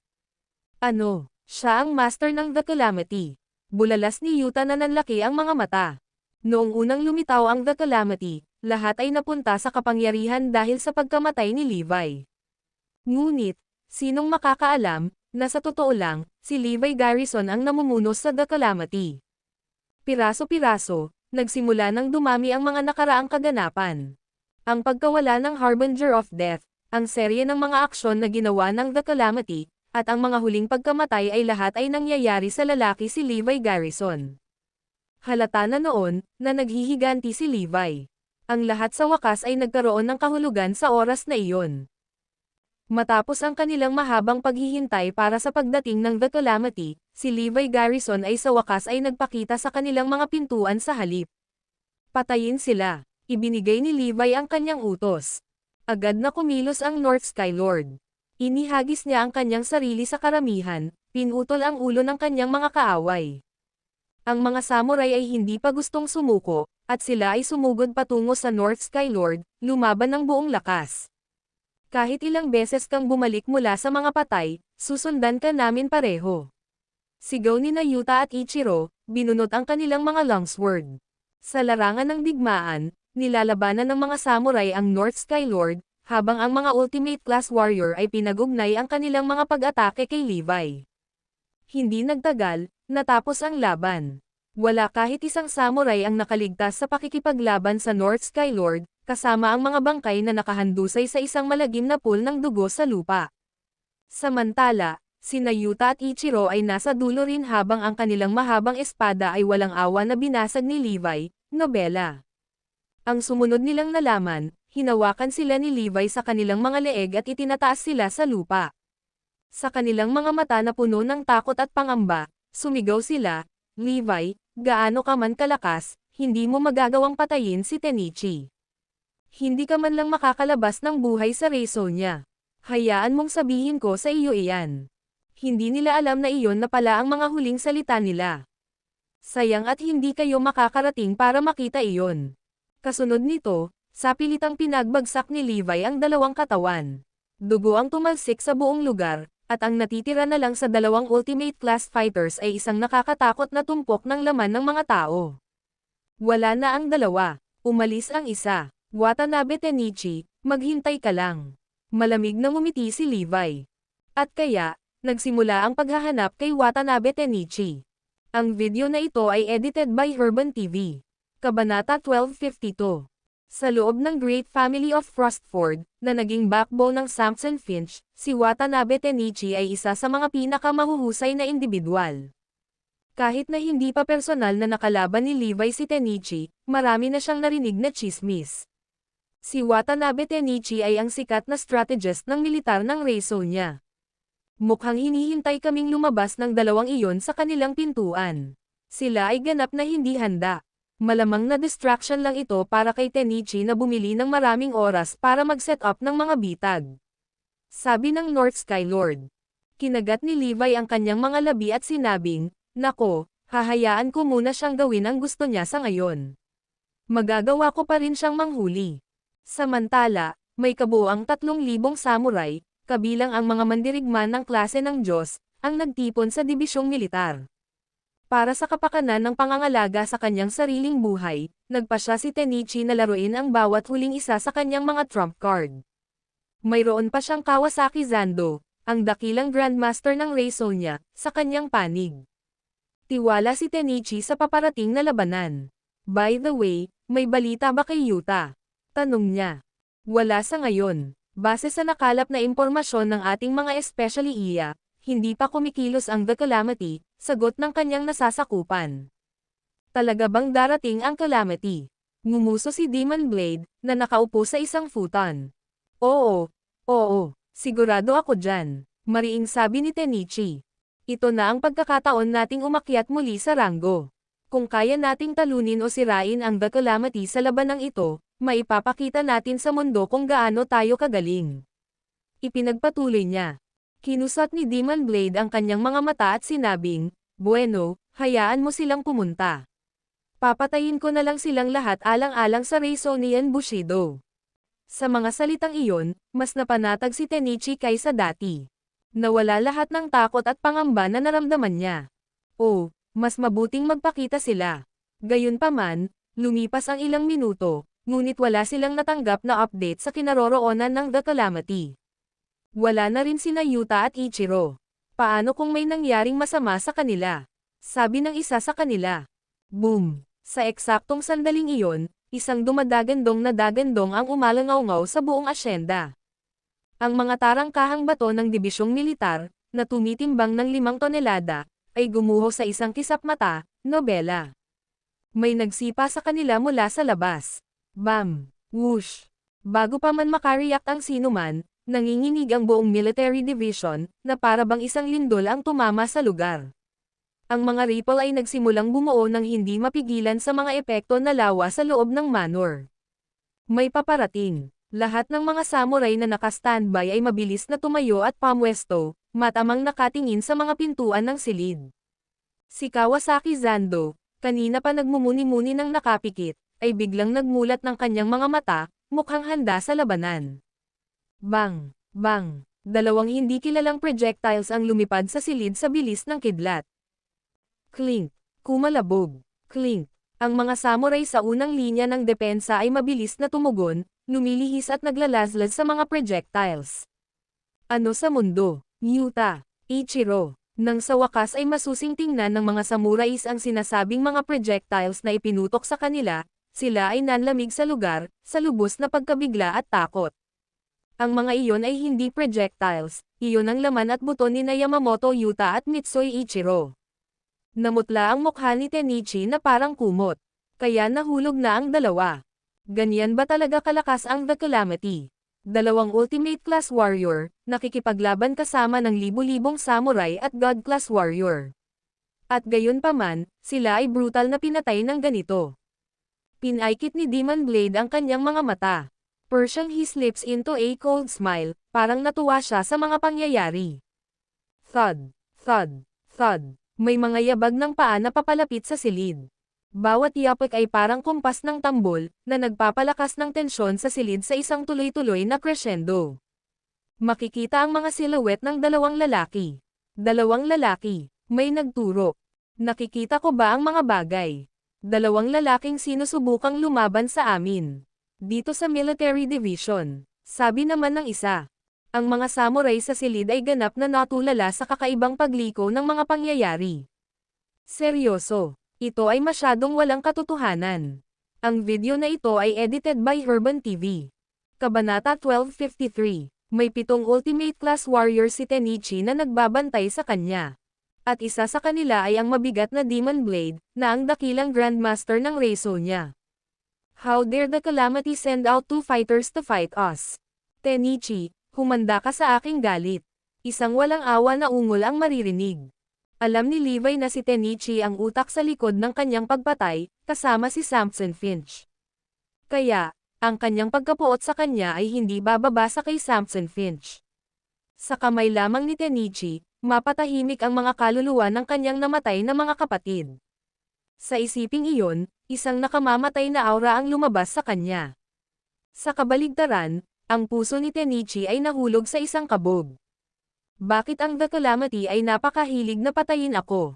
Mabilis na nasagot ang kanyang mga tanong sa susunod na sandali nang pumasok si Levi sa silid, nanlilisik ang tingin sa kanya na parang mandaragit na nakatingin sa kanyang biktima. Levi Garrison, buhay ka pa. Nakilala agad siya ni Tenichi. Noon lang niya tuluyang ikinabot ang mga tuldok sa kanyang ulo at naunawaan ang nangyayari. Kaya iyon na ang kalamidad. At ikaw ang dahilan kung bakit nawalan ako ng kontak kay Mr. Finch ng Great Family of Frostford, hindi ba? Napasimangot si Tenichi. Ang iba sa silid ay mukhang nagulat. Walang sino mang umasa kay Levi ang nasa likod ng lahat ng mga huling kaguluhan at pagkamatay. Hindi katakataka na ang mga sangkot sa planong pagpatay sa kanya ay lahat ay tinutugis. Napaisip si Tenichi sa sarili. Ngunit hindi ito nakakaapekto sa aking mga plano sa anumang paraan. Papatayin ko lang ang 2 ibon gamit ang isang bato. Mababalik ni Reiso niya ang dignidad nito, at ang pinakadakilang kaaway ni Reiso niya ay mapapawi muli. Walang pakialam na sagot ni Levi, matalino ka naman, di ba? Napunta na sa impyerno si Samson Finch, at sasamahan mo siya. Pinandilatan ni Tenichi ang North Sky Lord, na tumabi kay Levi. Nagsuot siya ng kakaibang maskara na tila isang nakakatakot na kaguluhan ng mga mukha ng isang anghel at isang demonyo. Tumawa si Tenichi, kayong dalawa lang, laban sa ating lahat. Bulag ka ba? May nakikita ka bang iba dito? Siyempre, tayong dalawa lang. Tinitigan ng North Sky Lord ang mga samurai sa silid na may paghamak. Hindi siya nakaramdam ng pagkabalisa, kahit nakaharap ang mga nagbabantang mandirigma sa silid. Siya ba si Levi Garrison? Nagsalita si Demon Blade, tinuro ang isang daliri. Oo, siya si Levi Garrison. Dating kilala bilang God of War. Agad na sumagot si Tenichi. Siya ba ang nagdala ng kahihiyan kay Rei Sonya 5 years ago? Ang nagpahiya kay Rei Sonyan Bushido. Ngumuso si Demon Blade, garalgal ang boses. Oo, siya iyon. Parang naghi-hysterical si Tenichi. Kaaway ko. Kaaway ni Rei Sonya. Ganun ba? Kung gayon ang huling bagay na masasaksihan niya bago siya mamatay ay ang kapangyarihan ng Rei Sonyan Bushido. Dumagundong ang Kawasaki Zando. Itinaas niya ang kanyang mahabang espada, na hindi sumikat sa araw sa loob ng 5 taon. Gayunpaman, hindi pinansin ni Levi ang daldala ng dalawa at lumingon sa iba pang mga tao sa silid. Pumunta ako dito ngayon para sa tanging layunin na patayin si Watanabe Tenichi. Ang iba sa inyo ay maliligtas kung aalis kayo sa lugar ngayon. Siya ay sumigaw. Si Levi ay hindi isang halimaw na uhaw sa dugo na papatay ng sinuman, nobela. Nakatingin lang siya sa mga kalaban niya. Gayunpaman, kung ang mga inosente ay magpasya na hamarang sa kanyang daan, handa siyang patayin silang lahat. Walang paraan sa impyerno. Sigaw ng isang samurai. Kailangan mo muna kaming lagpasan. Walang makakahawak sa ating military strategist. Protektahan ang aming pinuno. Ibagsak si Levi Garrison. Ibalik ang ating pride. Sabay-sabay na sigaw ng mga samurai. Bawat isa sa kanila ay tila may determinasyon na lumaban hanggang sa kanilang kamatayan. Para sa mga tao ng Rei Sonya, si Watanabe Tenichi ay isang minamahal, iginagalang na pinuno. Nasa tabi niya ang buong bansa. Noon pa lang, sumagot din si Demon Blade, kailangan mo muna akong patayin, kung gusto mo man lang siyang tugunan ng daliri. Siyempre, kung kaya mo yan. Ngumuso si Levi, nako, sorry talaga. Pero sa tingin ko kahit ang Diyos mismo ay hindi siya kayang iligtas ngayon. Tatapusin ko siya sa harap ng iyong mga mata. Ang video na ito ay edited by Herban TV. Kabanata 1254. Subukan mo ako. Sumigaw si Demon Blade. Nakakabingi ang boses niya na parang kulog, umalangaw-ngaw sa buong kwarto. How dare a young brat like that threaten me? Walang sino man ang maglalakas loob na saktan ako kahit kaunting 5 taon na ang nakalilipas, kahit na ang mga pinakahuling mandirigma ng klase. Sa wakas ay nawalan ng kalmado si Demon Blade, dahil nagsimulang kainin siya ng hindi mapigilan na galit. Sabi mo papatayin mo siya sa harap ng mata ko. Paano kalokohan? Ikaw ang namamatay ngayon. Tumayo si Demon Blade. Sa oras na iyon, kumikinang ang kanyang mga mata na parang leon na nagising mula sa pagkakahimbing. Levi Garrison, inaamin ko na hindi ka ordinaryong tao. Sa katunayan, bumalik ka mula sa mga patay at pinatay si Samson Finch, na naging ultimate class warrior sa loob ng 20 taon, sabi ni Tenichi. Nang marinig iyon, tumaas ang isang kilay ni Demon Blade, lumaki ang interes niya sa kanyang kalaban. Karaniwang kaalaman na mas maraming taon ng karanasan na mayroon ang isang ultimate class warrior, mas magiging malakas siya, nobela. Tinalo ng batang brat na iyon ang isang taong naging ultimate class warrior sa loob ng 20 taon. At siya ang palaban na nag-iisang sumisira sa reputasyon ni Rei Sonya. Paano kawili-wili? Gayunpaman, ang Rei Sonyan Bushido ay lumaki ng husto sa nakalipas na 5 taon, at hindi katulad noong nakaraan, ang mahusay na mandirigma, Demon Blade, ay nakikipaglaban ngayon sa atin. Huwag kang manggahas na maliitin ang aming mga lakas ngayon. Nagpatuloy si Tenichi. Medyo confident na siya. Sa kanyang isip, si Levi ay tiyak na hindi nakaligtas kay Rei Sonya ng buhay. Oo, tama iyan. Ang Demon Blade ay naging isang ultimate class fighter sa loob ng halos 100 taon. Sabi ng isang samurai. Hindi ka mananalo. Ang Kawasaki Zando ay talagang mas matanda kay Teneb Garrison, ang Grandmaster ng angkan ng Garrison. Ang pagiging ultimate class warrior sa loob ng halos 100 taon, ang kanyang lakas ay hindi maisip. Sa kanyang mga mata, ang mga katulad ni Samson Finch ay hindi hihigit sa mga ordinaryong mandirigma. Ha, mamamatay ka na talaga. Hindi natin si Levi. Desidido siyang kunin ang ulo ni Tenichi kahit anong mangyari. Gusto mo ulo ko? Then come to me, at the peak of the Tower of the Sun, natatawang sabi ni Tenichi. I wish you all the best. Tinuyan niya. Dahil doon, tumakbo siya papunta sa mga pintuan, kasama si Demon Blade at ilan pang iba. Huwag kang maglakas loob. Clink. Bago sila masundan ni Levi, nagsimulang magsiksikan ang mga samurai sa paligid niya, ibinabaon ang kanilang mga espada. Kailangan mo muna kaming lagpasan. Sigaw nila. Hindi ka namin hahayaang umalis. Hindi umaatres ang mga samurai. Hindi nagtagal, dumating si Tenichi at ang kanyang mga tauhan sa tuktok ng Tower of the Sun. Nakatayo sa taas na 600 metro sa ibabaw ng lupa, ang umaalong na hangin lang ang naririnig nila. Whoosh, whoosh. Ang malamig na hangin ay parang maliliit na talam, na tumatawid sa kanilang mga mukha at nag-iiwan ng matinding kirot. Bakit mo piniling pumunta dito? Tanong ni Kawasaki Zando. Hindi mo ba naisip na mas magiging makabuluhan ang wakasan ang buhay niya rito?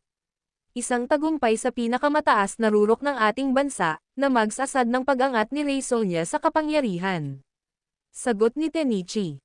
Pangalawa, ang pagkakaalam niya na nandito ako naghihintay para sa kanya ay isang malaking distraction na makakaapekto sa performance niya sa laban. At last, ito ang diskarte ko para makita ang mga kahinaan niya bago kami tuluyang makaharap sa kanya, he continued.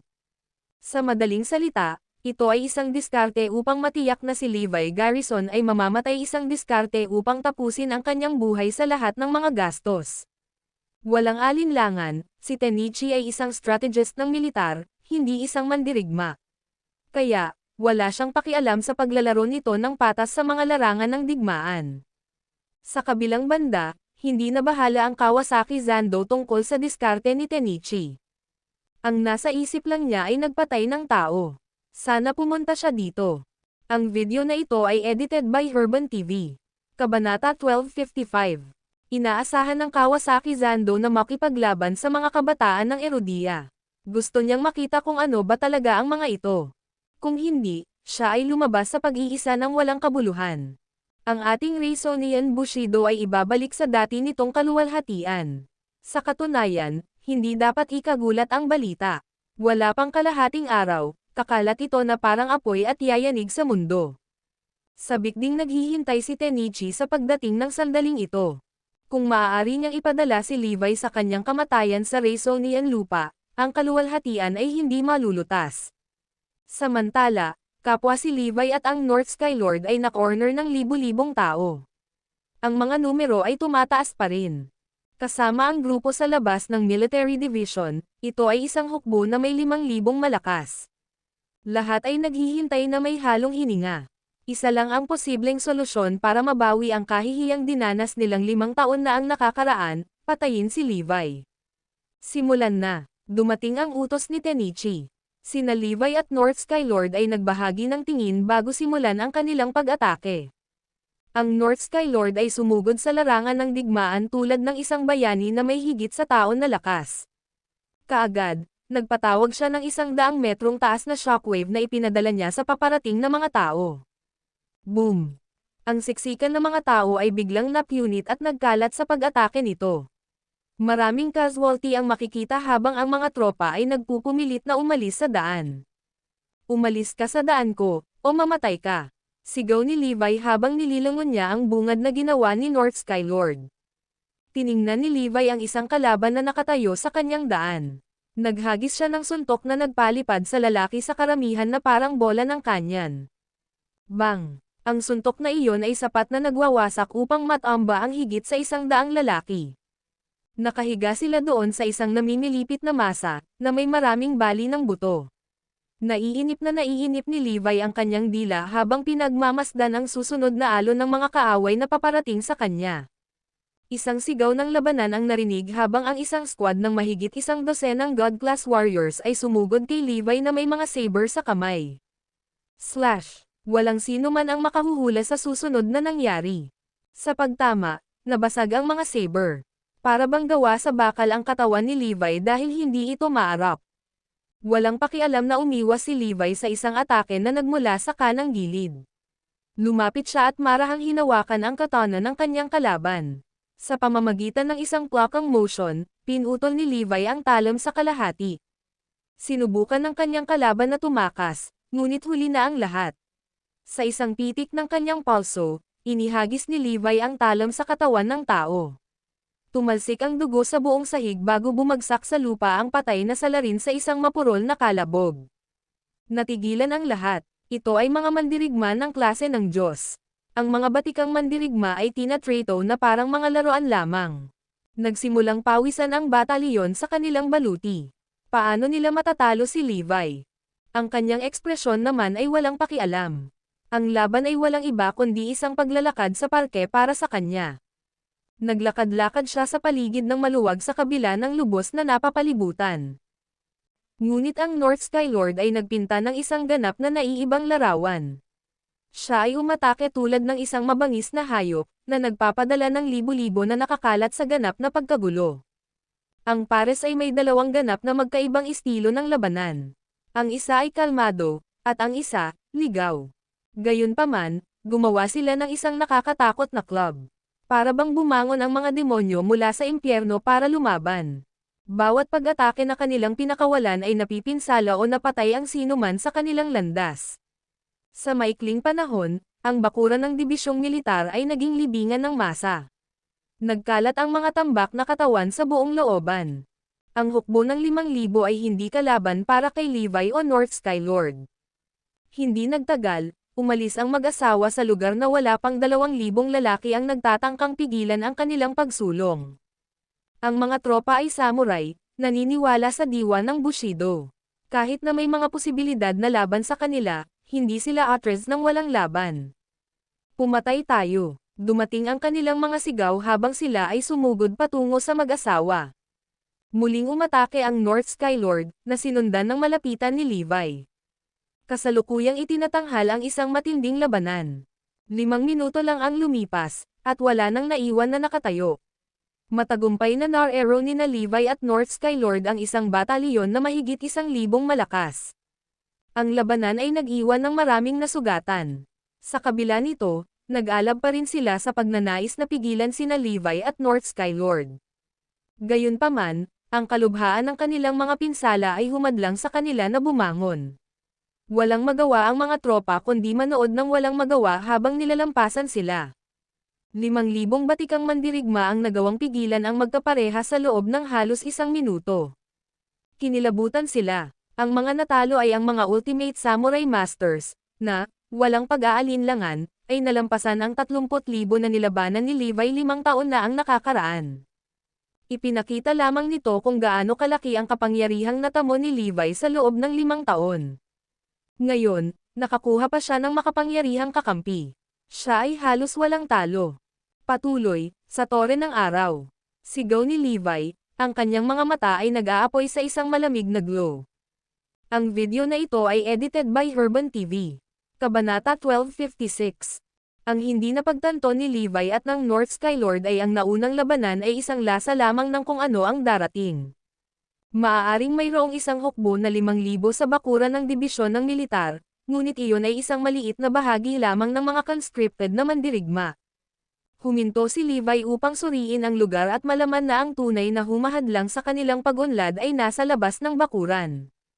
Ang Tower of the Sun ay hindi masyadong malayo sa military division, ngunit kailangan nilang tumawid sa isang pathway na umaabot sa 1 kilometro. Ang mga mandirigma ay nakapwesto sa buong daan, at hindi sila sanay. Sila ay nag-aabang, naghihintay ng kanilang oras para sa pagkakataong umatake. Lahat sila ay mga lalaking tapat kay Tenichi, may tungkuling ipagtanggol siya sa kanilang buhay. Lahat ito ay bahagi ng plano ni Tenichi. Kahit na ang mga mandurumog ng mga mandirigma ay hindi maaaring patayin si Levi, may pagkakataon na sa halip ay madaig nila siya. Baka hindi papatayin si Levi, pero mapagod lang siya. O kaya naisip niya, Sa isang matinding maling kalkulasyon, nabigo si Tenichi na mahulaan ang tunay na lakas ng kanyang mga kalaban. Ang samurai na inilagay niya ay halos hindi napatunayang hadlang sa kanila. Ang mag-asawa ay tumagay sa kanilang mga depensa na may malakas na puwersa, na tinalo ang anumang balakid sa kanilang landas. Maya-maya, walang naiwang nakatayo. Ngunit ang isang bagay na kahit si Watanabe Tenichi mismo ay hindi inaasahan ay ang napakaraming tapat na lalaki na nagpakita upang pigilan si Levi. Ang buong landas ay may tuldok na hindi bababa sa 100,000 samurai. Lahat sila ay naniniwala sa espiritu ng Bushido at sabik na lumaban.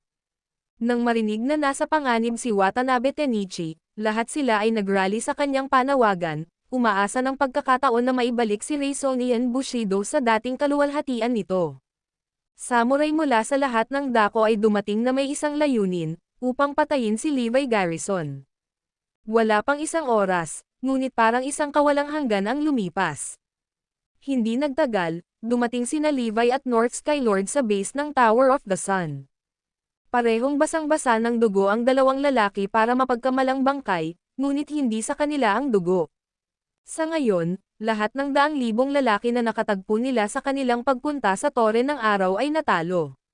Ang mga katawan ay nakasalansan, na may baho ng dugo at digmaan na pumupuno sa hangin, nobela.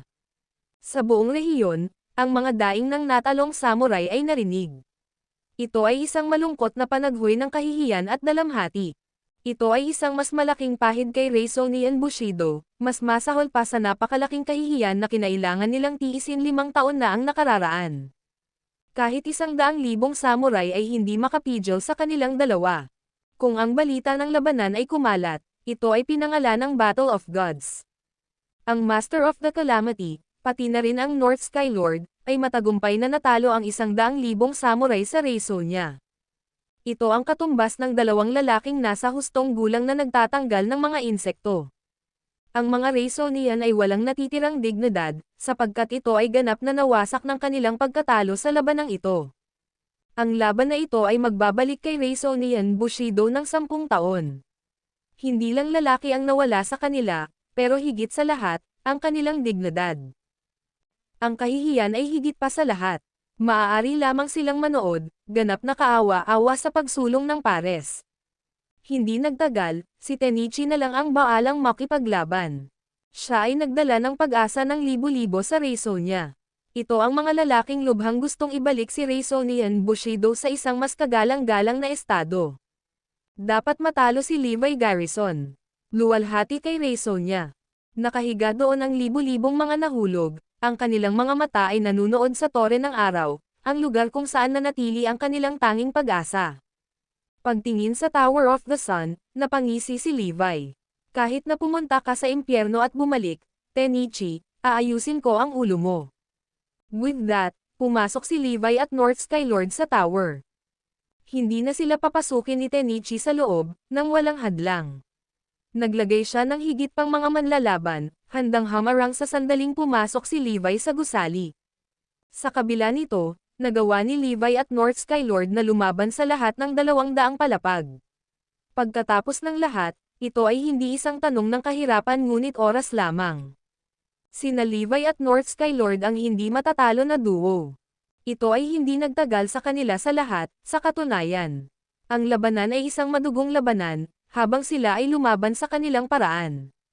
Sa pinakatuktok ng tore, nilalagnat na sinusubaybayan ni Tenichi ang kanilang mga galaw. Ang bawat bit ng pag-unlad ay iniulat sa kanya, na walang impormasyon na ipinagkit. Ano? Pinaglaban ba nila lahat sila? Nag-aalalang bulalas ni Tenichi. Nasugatan ba siya? Nagmamadaling tanong niya ulit. Nakakabahala talaga itong balita. Balot siya ng dugo. Kung nagawa niyang bumangon dito, malamang pagod na siya. Dumating ang isang ulat. Ngumiti si Tenichi. Ha, malakas talaga siya, pero meron tayong mas maganda. Si Demon Blade ay nakamasid lamang sa balikat ng walang kibo. Wala siyang pakialam. Ang isang suntok ay sapat na para maiahon sila sa kanilang paghihirap. I bet Levi Garrison wouldn't see my blade coming, he mused. Ang video na ito ay edited by Urban TV. Kabanata 1257. Sina Levi at North Skylord ay mabilis na gumagawa ng mga mandirigma sa lahat ng 200 palapag. Bawat palapag ay puno ng God-class warriors ngunit lahat sila ay natalo. Hindi sila bagay sa kanilang dalawa. Ang mga mandirigmang ito ay ang Gulu God ni Reisol ni Bushido, na utang ang kanilang mga tagumpay sa pakikipaglaban sa masiglang pagsasanay sa ilalim ng sangay na ito. Sa kabila ng kanilang pagsisikap, madali silang nalipol. Halos hindi na nila mapigilan si Levi ng mahigit 1 minuto. Si Levi at North Skylord ay tunay na mahusay na kalaban. Ang kailangan lang ay ang kanilang pinagsamang pagsisikap na sirain ang pamana ni Reisol ni Bushido. Panay ang akyat ng mag-asawa sa tore, bago tuluyang nakarating sa tuktok nito. Biglang pinalibutan sila ng grupo ng 6 na mandirigma. Sila ang trump card ni Tenichi.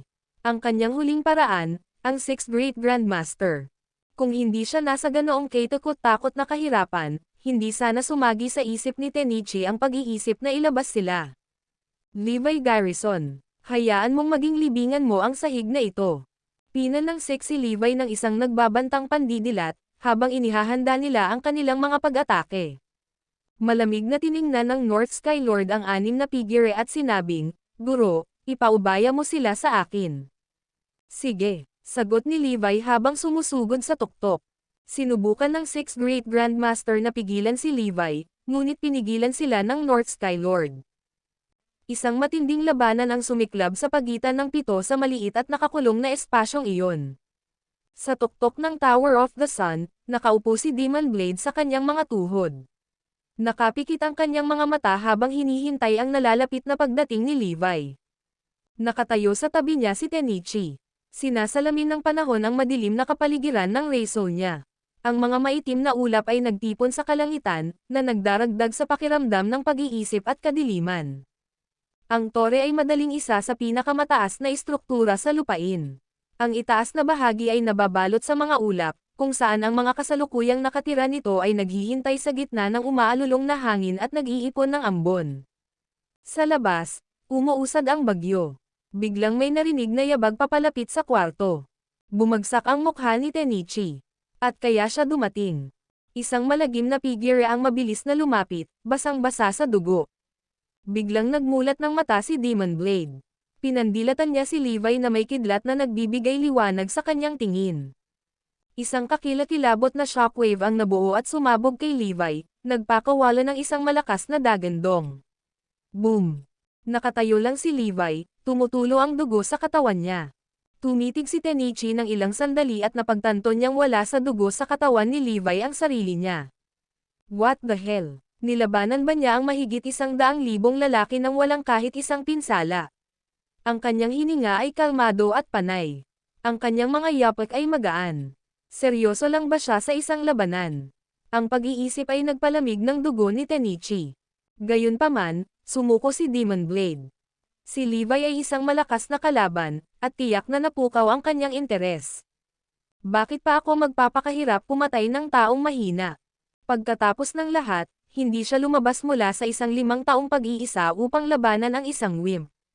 Nang dumating si Levi, tumingin siya sa kanyang paligid ng may pagtataka habang sinasabing, hindi masamang lugar ang pinili mo para sa iyong kamatayan. Ikaw ay mayabang na maliit na shitty. Sumulyap si Demon Blade kay Levi at tinitigan ito ng masama.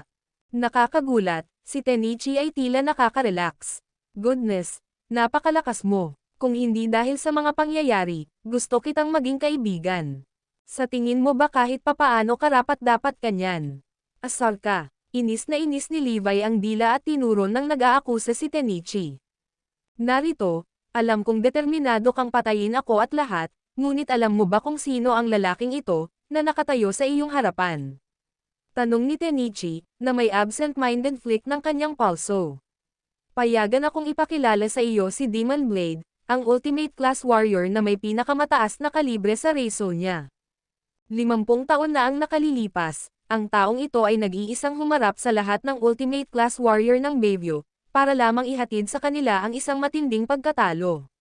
Walang maglalakas loob na tumawid sa kanya, at sa totoo lang ay nagdududa ako na kahit isang tao sa iyong mga kakayahan ay mananalo laban sa kanya ngayon. Biglang nagkaroon ng fierceness sa mga mata ni Tenichi. Levi Garrison, narito ako para hatulan ka ng kamatayan sa pamamagitan ng mga kamay ng Ultimate Great Grandmaster. Isaalang-alang ito na isang karangalan ng pinakamataas na antas. Papatayin pa rin kita. Dumating na sagot ni Levi. Tila hindi siya natarante sa pagbabanta. Ganyan ang yabang. Binata, sa tingin mo kaya mo siyang patayin. Daanan mo muna ako, sagot ni Demon Blade. Ngumisi si Levi. Ngunit ano ang kabataang walang pagmamataas, matanda? 5 taon na ang nakalilipas, ibinato mo si Reisonian Bushido ng napakalakas na suntok na ibinalik mo kami ng 5 taon. Ito ay isang bangungot, ikaw ang aming pinaka-pinagmumulan ng kahihiyan. Tumigil siya saglit at binigyan ng panibagong malamig na titig si Levi. Mula ngayon, ako, si Kawasaki Zando, ay nangangako na talunin ka at ibabalik ang Reisonian Bushido sa dating kaluwalhatian nito. Napakabagal, tumayo si Demon Blade. Boom! Tumibok ng static ang kanyang katawan at naglabas ng nagbabantang aura. Nariyan ang tunog ng pag-ungol ng hangin at ang di-kaliwang kulog. Papansin, binata, ang isang hiwa ng talon ko ay sapat na para matapos ka. Ang video na ito ay edited by Herban TV. Kabanata 1258. Habang sinasabi ni Kawasaki Zando ang mga salitang ito, walang bakas ng pagmamataas sa kanyang flat tone. Tila nagpapahayag siya ng isang simpleng katotohanan. Isang laslas lang ng kanyang talon ay sapat na para wakasan ang sinumang hamarang sa kanyang daraanan. Ang kanyang mga kilo ay hindi nagpahayag ng tiwala sa sarili ngunit isang pakiramdam ng pagiging pamilyar sa kanyang mga kakayahan. Ang taong ito ay maaaring maging isang kalaban, at ang pakikipag-away sa kanya ay magiging mapanganib. Ang kamatayan ay hindi maiiwasan. Ang kailangan lang niyang gawin ay salakayin si Levi Garrison gamit ang kanyang talon, at ito ay mangangahulugan ng katapusan nito. Naniwala din si Tenichi sa kanyang mga salita ng walang pag-aalinlangan. Kung ganoon kalakas si Demon Blade 5 taon na ang nakalipas, mas malakas pa siya ngayon. Oh, ganoon ba? Ngini siya ni Levi. Ngayong nakabisado na niya ang lumang martial arts techniques na hinahangad niyang matutunan, hindi dapat maliitin ang lakas ni Levi. Nagsimula ang unang labanan sa pagitan ng dalawa. Biglang nagbago ang ugali ni Kawasaki Zando. Maaaring tumingin siya sa isang kulay abo na buhok, kahabag-habag na lalaki, ngunit ang kanyang mga mata ay nagniningning sa espiritu. Naramdaman ni Kawasaki Zando na parang alon ang kanyang dugo. Ang momentum na nabuo ng kanyang katawan ay patuloy na tumataas. Phew! Isang bagyo na ang nabuo sa tuktok ng tore. Ang madilim na langit ay sinabayan pa ng malakas na kulog. Ang lupa sa paligid ng tore ay nakataas, na nag-ambag din sa pagtaas ng daloy ng hangin at walang humpay na umaalulong na hangin. Ngayon, mas tumaas ang momentum ng Kawasaki Zando. Dumagundong ang kanyang katawan sa lakas na kanyang naipon habang pinagsasama-sama ang mga agos ng hangin na nalilikha ng hangin. Maya-maya, isang paputok na pagsabog ng kulog ang narinig. Si Tenichi, na nakatayo ng napakalapit, ay itinapon palayo sa site. Dahil isa siyang ordinaryong tao, napakalakas ng impact na nalasahan niya ang sarili niyang dugo. Ramdam ng buong Edojo ang mga pagyanig na dulot ng bagyo na tila nagpapakita ng malakas na buhos ng ulan. Gayunpaman, ang kalangitan ay hindi nagpakita ng mga palatandaan ng kidlat. Tanging kulog ang narinig. Ang kababalaghan ay nagpa-curious sa lahat. Pagkatapos ng lahat, paano nila malalaman na hindi ito kulog noong una? Ito ang napakalakas at lakas na ipinalabas ni Demon Blade, na nakatayo sa ibabaw ng Tower of the Sun. Kung makakabuo siya ng ganoong kapangyarihan, ang pagtawag sa kanya na Ultimate Great Grandmaster ay hindi nakakagulat. Napailing si Tenichi sa kanyang pagkatulala at nagmamadaling uminom ng mga gamot na hawak niya. Stable na ang kanyang kalagayan, at hindi na siya dumudugo. Napagtanto din niya na malapit nang magpakawala ng atake si Demon Blade. Naghintay si Tenichi ng may pananabik at tuwa. Siguradong mamamatay si Levi Garrison. Ilang sandali lang, tumama ang iskarlata na kidlat sa tore ng araw. Ito ay isang napakalinaw, kapansin-pansing tanawin na pagmasdan. Matangkad na pula ang kidlat, halos katulad ng kulay ng dugo. Maya-maya ay sumunod na naman ang isa pang kulog. Ang mga tao ng Edojo ay tumangala sa langit, malinaw na naiintriga sa kakaibang ngunit nagbabantang pagpapakita. Gayunpaman, walang sino man ang nakahula na hindi iyon kidlat kundi isang talam. Makalipas ang 5 taon, muling nagpakita ng Yoto ng Kawasaki Zando, sa wakas. Ang talam ay may ethereal na kalidad na nakakasilaw sa mga nanonood. Paano nakagawa ang talam na iyon ng ganoon kalakas na pagyanig? Nobela. Ang pagpapakita nito, kasama ang nakababahalang kapaligiran, ay lumikha ng isang nakakagulat na eksena. Sa sandaling ilabas ni Demon Blade ang kanyang Yoto, nagliwanag ang madilim na kalangitan na may nakikita na maaaring kalabanan ang liwanag ng araw. Pansamantalang nabulag ng crimson light si Tenichi, at intuitive niyang iniwas ang kanyang tingin. Naghahabulan ang isip ni Tenichi. Ako ay kabilang sa mga unang tunay na nakasaksi sa Yoto sa pagkilos. Masasaksihan din ito ni Levi, syempre, ngunit malapit na siyang patayin. Ito ay isang karangalan. Napangiti si Watanabe Tenichi, tuwang-tuwang naiisip ang pagkugot ni Levi. Sa sandaling ipinatawag ni Kawasaki Zando ang kanyang talam, humakbang siya papunta kay Levi sa isang iglap. Ang Yoto sa kanyang kamay ay kumikinang na iskarlata habang hinahampas niya si Levi, ngunit nakita niya na namiss niya ito. Ang maliit na runt ay may ilang bilis sa kanya pagkatapos ng lahat. Si Levi ang pinakamabilis na kalaban na nakilala ni Kawasaki Zando. Ang kanyang mga nakaraang kalaban ay hindi karapat-dapat sa kanyang katayuan bilang isang dakilang-dakilang guro.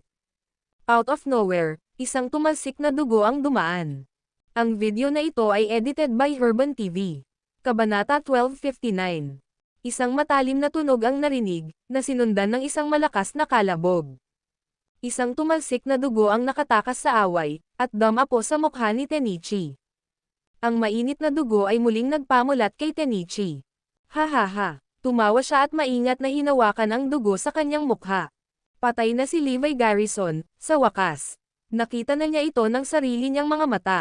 Walang paraan na nakaligtas si Levi sa suntok na iyon. Ang dugong naramdaman niya ay galing sa pugot na ulo ni Levi. Totoo sa salita nito, tiyak na tinupad ng Yoto ang pangalan nito. Ang sinumang kalaban sa landas nito ay makakatagpo ng kanilang wakas. Ang saya ni Tenichi, sayang, panandalian lang. Isang sulyap sa eksena ay sapat na para maalis ang ngisi sa kanyang mukha. Hindi alam ni Levi Garrison ang lumitaw na walang pinsala, ngunit ang kanyang ulo ay nanatiling buo. Sa halip, nakatayo doon si Kawasaki Zando na naputol ang kanyang talam sa kalahati. Mukha siyang talunan, may dugong tumutulo sa gilid ng kanyang bibig. Nasaan ang kalahating talam? Isang lamig ang bumaba sa kanyang gulugod. Hindi nagtagal ay napansin niya ang isang malabo at iskarlata na kislap sa dibdib ni Kawasaki Zando. Dumudugo siya ng husto dahil sa saksak. Si Levi Garrison ay hindi lamang nabuhay upang sabihin ang kwento ng Yoto. Nagawa niya itong basagin at saksakin ng sariling sandata ang Kawasaki. Si Kawasaki Zando lang ang nakaintindi sa lalim ng lakas ni Levi. Ang kapangyarihan ng Demon Blade ay isang bagay na minana ng wielder na parang pinakakarapat-dapat. Kahit papaano, ang isang kapangyarihan na tumagal ng libu-libong taon ay natalo sa isang suntok lamang. Ito ay hindi kapanipaniwala. Napakabata niya ngunit taglay niya ang gayong lakas. Walang duda na ito ang nag-iisang Diyos ng digmaan ni Erudia. Ang Erudia ay tiyak na isang kamangha-manghang lugar, na nakagawa ng isang tulad nito, nobela. Posible kayang taga doon siya. Hindi na kinaya ni Kawasaki Zando habang iniisip ito. Bumagsak siya sa lupa na may hagulgol at nahiga doon, hindi gumagalaw. Ang Ultimate Great Grandmaster na ito, na halos isang siglo na ang edad, ay nabigo sa kanyang misyon na ibalik ang kaluwalhatian ni Reisonia. Hindi man lang niya maprotektahan ang kanilang military strategist. Ngayon, ganap na natalo si Reisonian Bushido. 5 taon na ang nakalilipas, pinahiya sila ni Levi Garrison, para lamang sa kanila na dumanas ng mas malaking kahihiyan makalipas ang 5 taon. Paano nila maibabalik ang kanilang pride pagkatapos nitong maduraj na pagkatalo? Sa mga oras na ito, katatapos lang ng North Sky Lord sa kanyang pakikipaglaban sa 6th Great Grandmaster at umakyat sa tuktok ng tower. Sa isang mabilis na sulyap, sinabi niya, "Bueno, nahawakan mo ito ng mas mabilis kaysa sa inaakala ko." Ang tanging lalaking natitira ay si Watanabe Tenichi. Napatulala siyang tumingin sa mag-asawa, hindi alam kung paano magre-react. Hindi naman tanga si Tenichi. Siya ay isang strategist na ang pagiging maparaan ay halos makajos. Ang bawat solong diskarte ay binalak, ang bawat posibilidad ay kinakalkula at kinakailangan alang. Ang tanging kadahilanan na nabigo niyang simula alang ay ang lakas ni Levi. Huminga ng malalim si Levi at malamig na sinabi, "Sinasaksihan mo ba ang lahat ng ito, mga kasama? Narito ang utak, ipaghihiganti ko kayong lahat." Sa kaibuturan, gumaan ang loob ni Levi. Tinupad niya ang pangako niya sa kanyang mga kapatid. Ang bawat isang taong nasangkot sa gulo na ito ay hinarap. Maghintay. Mabilis na sigaw ni Tenichi. Inaamin ko ang pagkatalo ko.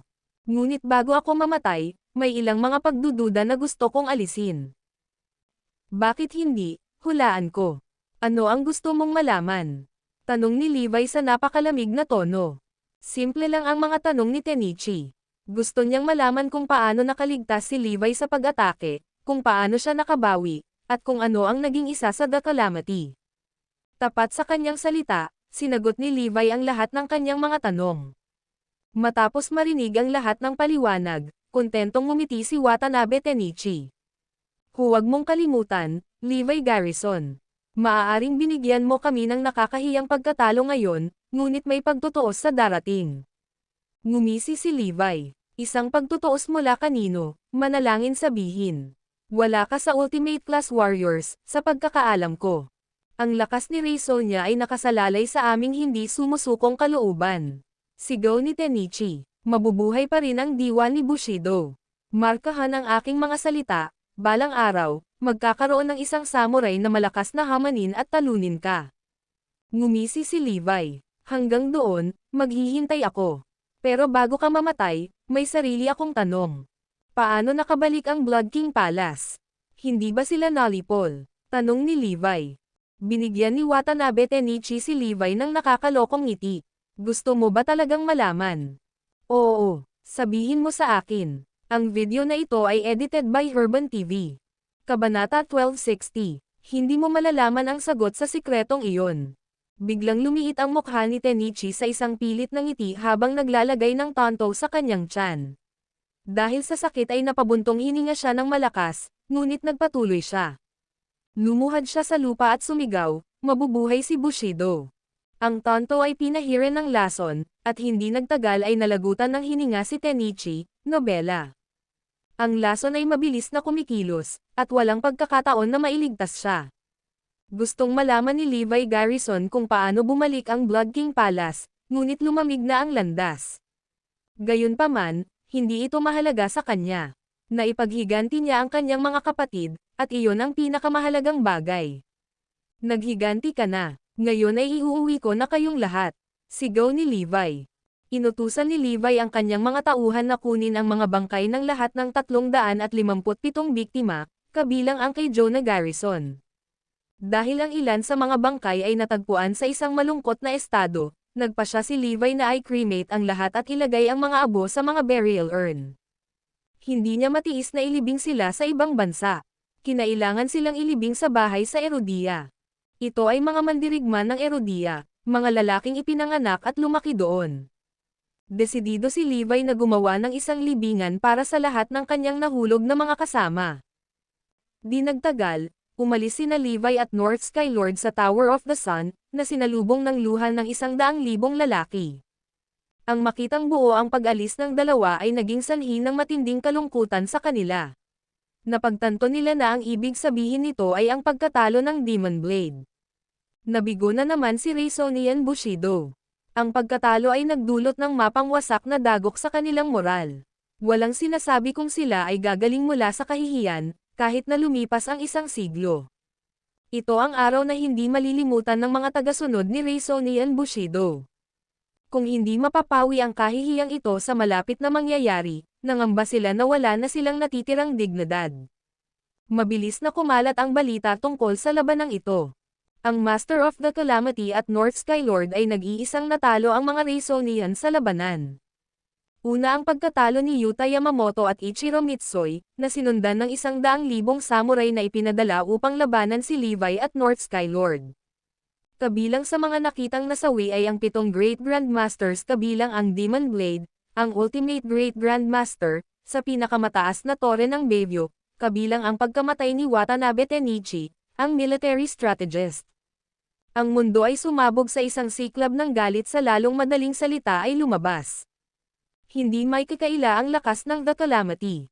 Ang Blood King Palace ay tila namutla kung ikukumpara. Halos magka-level sila. Bago ito, ang King Palace ay mayroong isang puwersang napakahirap sirain, na nakakuha ng katanyagan bilang pinakamakapangyarihang grupo sa The Dark World. Ang mga aksyon ng Calamity sa pagsasagawa ng inisyatiba ay gumagawa ng mga alon. Ang pagkakaroon ng panalo sa tinatawag na Battle of the Gods, ang The Calamity ay nakakuha ng isang lugar sa hierarchy. Mabilis silang na-rank bilang ang pinakamapanganib na puwersa sa mundo, at ang kanilang mga antas ng panganib ay wala sa mga chart. Gayunpaman, hindi patas na ihambing ang parehong The Calamity at Blood King Palace sa parehong ugat. Ang Blood King Palace ay isang organisasyong ipinagmamalaki ang malilim na pakikitungo, kabilang ang pagpatay, sabotahe, at mga banta upang maitatag ang pangingibabaw nito. Ang Calamity, sa kabilang banda, ay nais lamang na makaganti sa mga nakaraang hinaing. Gayunpaman, ang pagkilos na ito ng paghihiganti sa kanilang mga nahulog ay nakita bilang isang bagay na mas nakakatakot at malupit sa mata ng publiko. Kahit papaano, mas malala pa ito kaysa sa mga nakaraang aksyon ng Blood King Palace. Sa ngayon, pinag-uusapan ang The Calamity, lalo na si Erodia. May sariling ideya ang mga taga-suporta ni Levi. Kung buhay pa lang si Levi Garrison. Nalungkot ang ilan. Tiyak na lang siya ang makakatalo sa The Calamity. Oo, at ang kanilang mga aksyon ay mas palaban kaysa sa Blood King Palace. Anong yabang? Kung nandito si Levi Garrison, hindi sila magtatagal kahit isang segundo. Impyerno, kung buhay pa si Levi Garrison, walang lugar para sa The Calamity. Ang mga pangungusap na ito ay nakakuha ng tainga ni Windsor Campbell, na galit na galit. Siya ang may hawak ng titulong God of War, ngunit ang inaalala lang nila ay si Levi Garrison. Umaasa ang lahat na mabubuhay pa si Levi at humakbang upang paksain ang The Calamity. Kinagat ni Windsor ang kanyang mga ngipin at nagmura sa loob. Bakit hindi ko magawa? Mas mababa ba ako kay Levi? Halos wala na siyang nagawa, natalo lang ni Levi Garrison sa pangalan lamang. Gusto kong kumilos sa The Calamity, sabi ni Windsor. Ngunit hindi tayo papayagan ng mga Dragoni. Naputol ang paliwanag ni Zar dahil sa titig ni Windsor.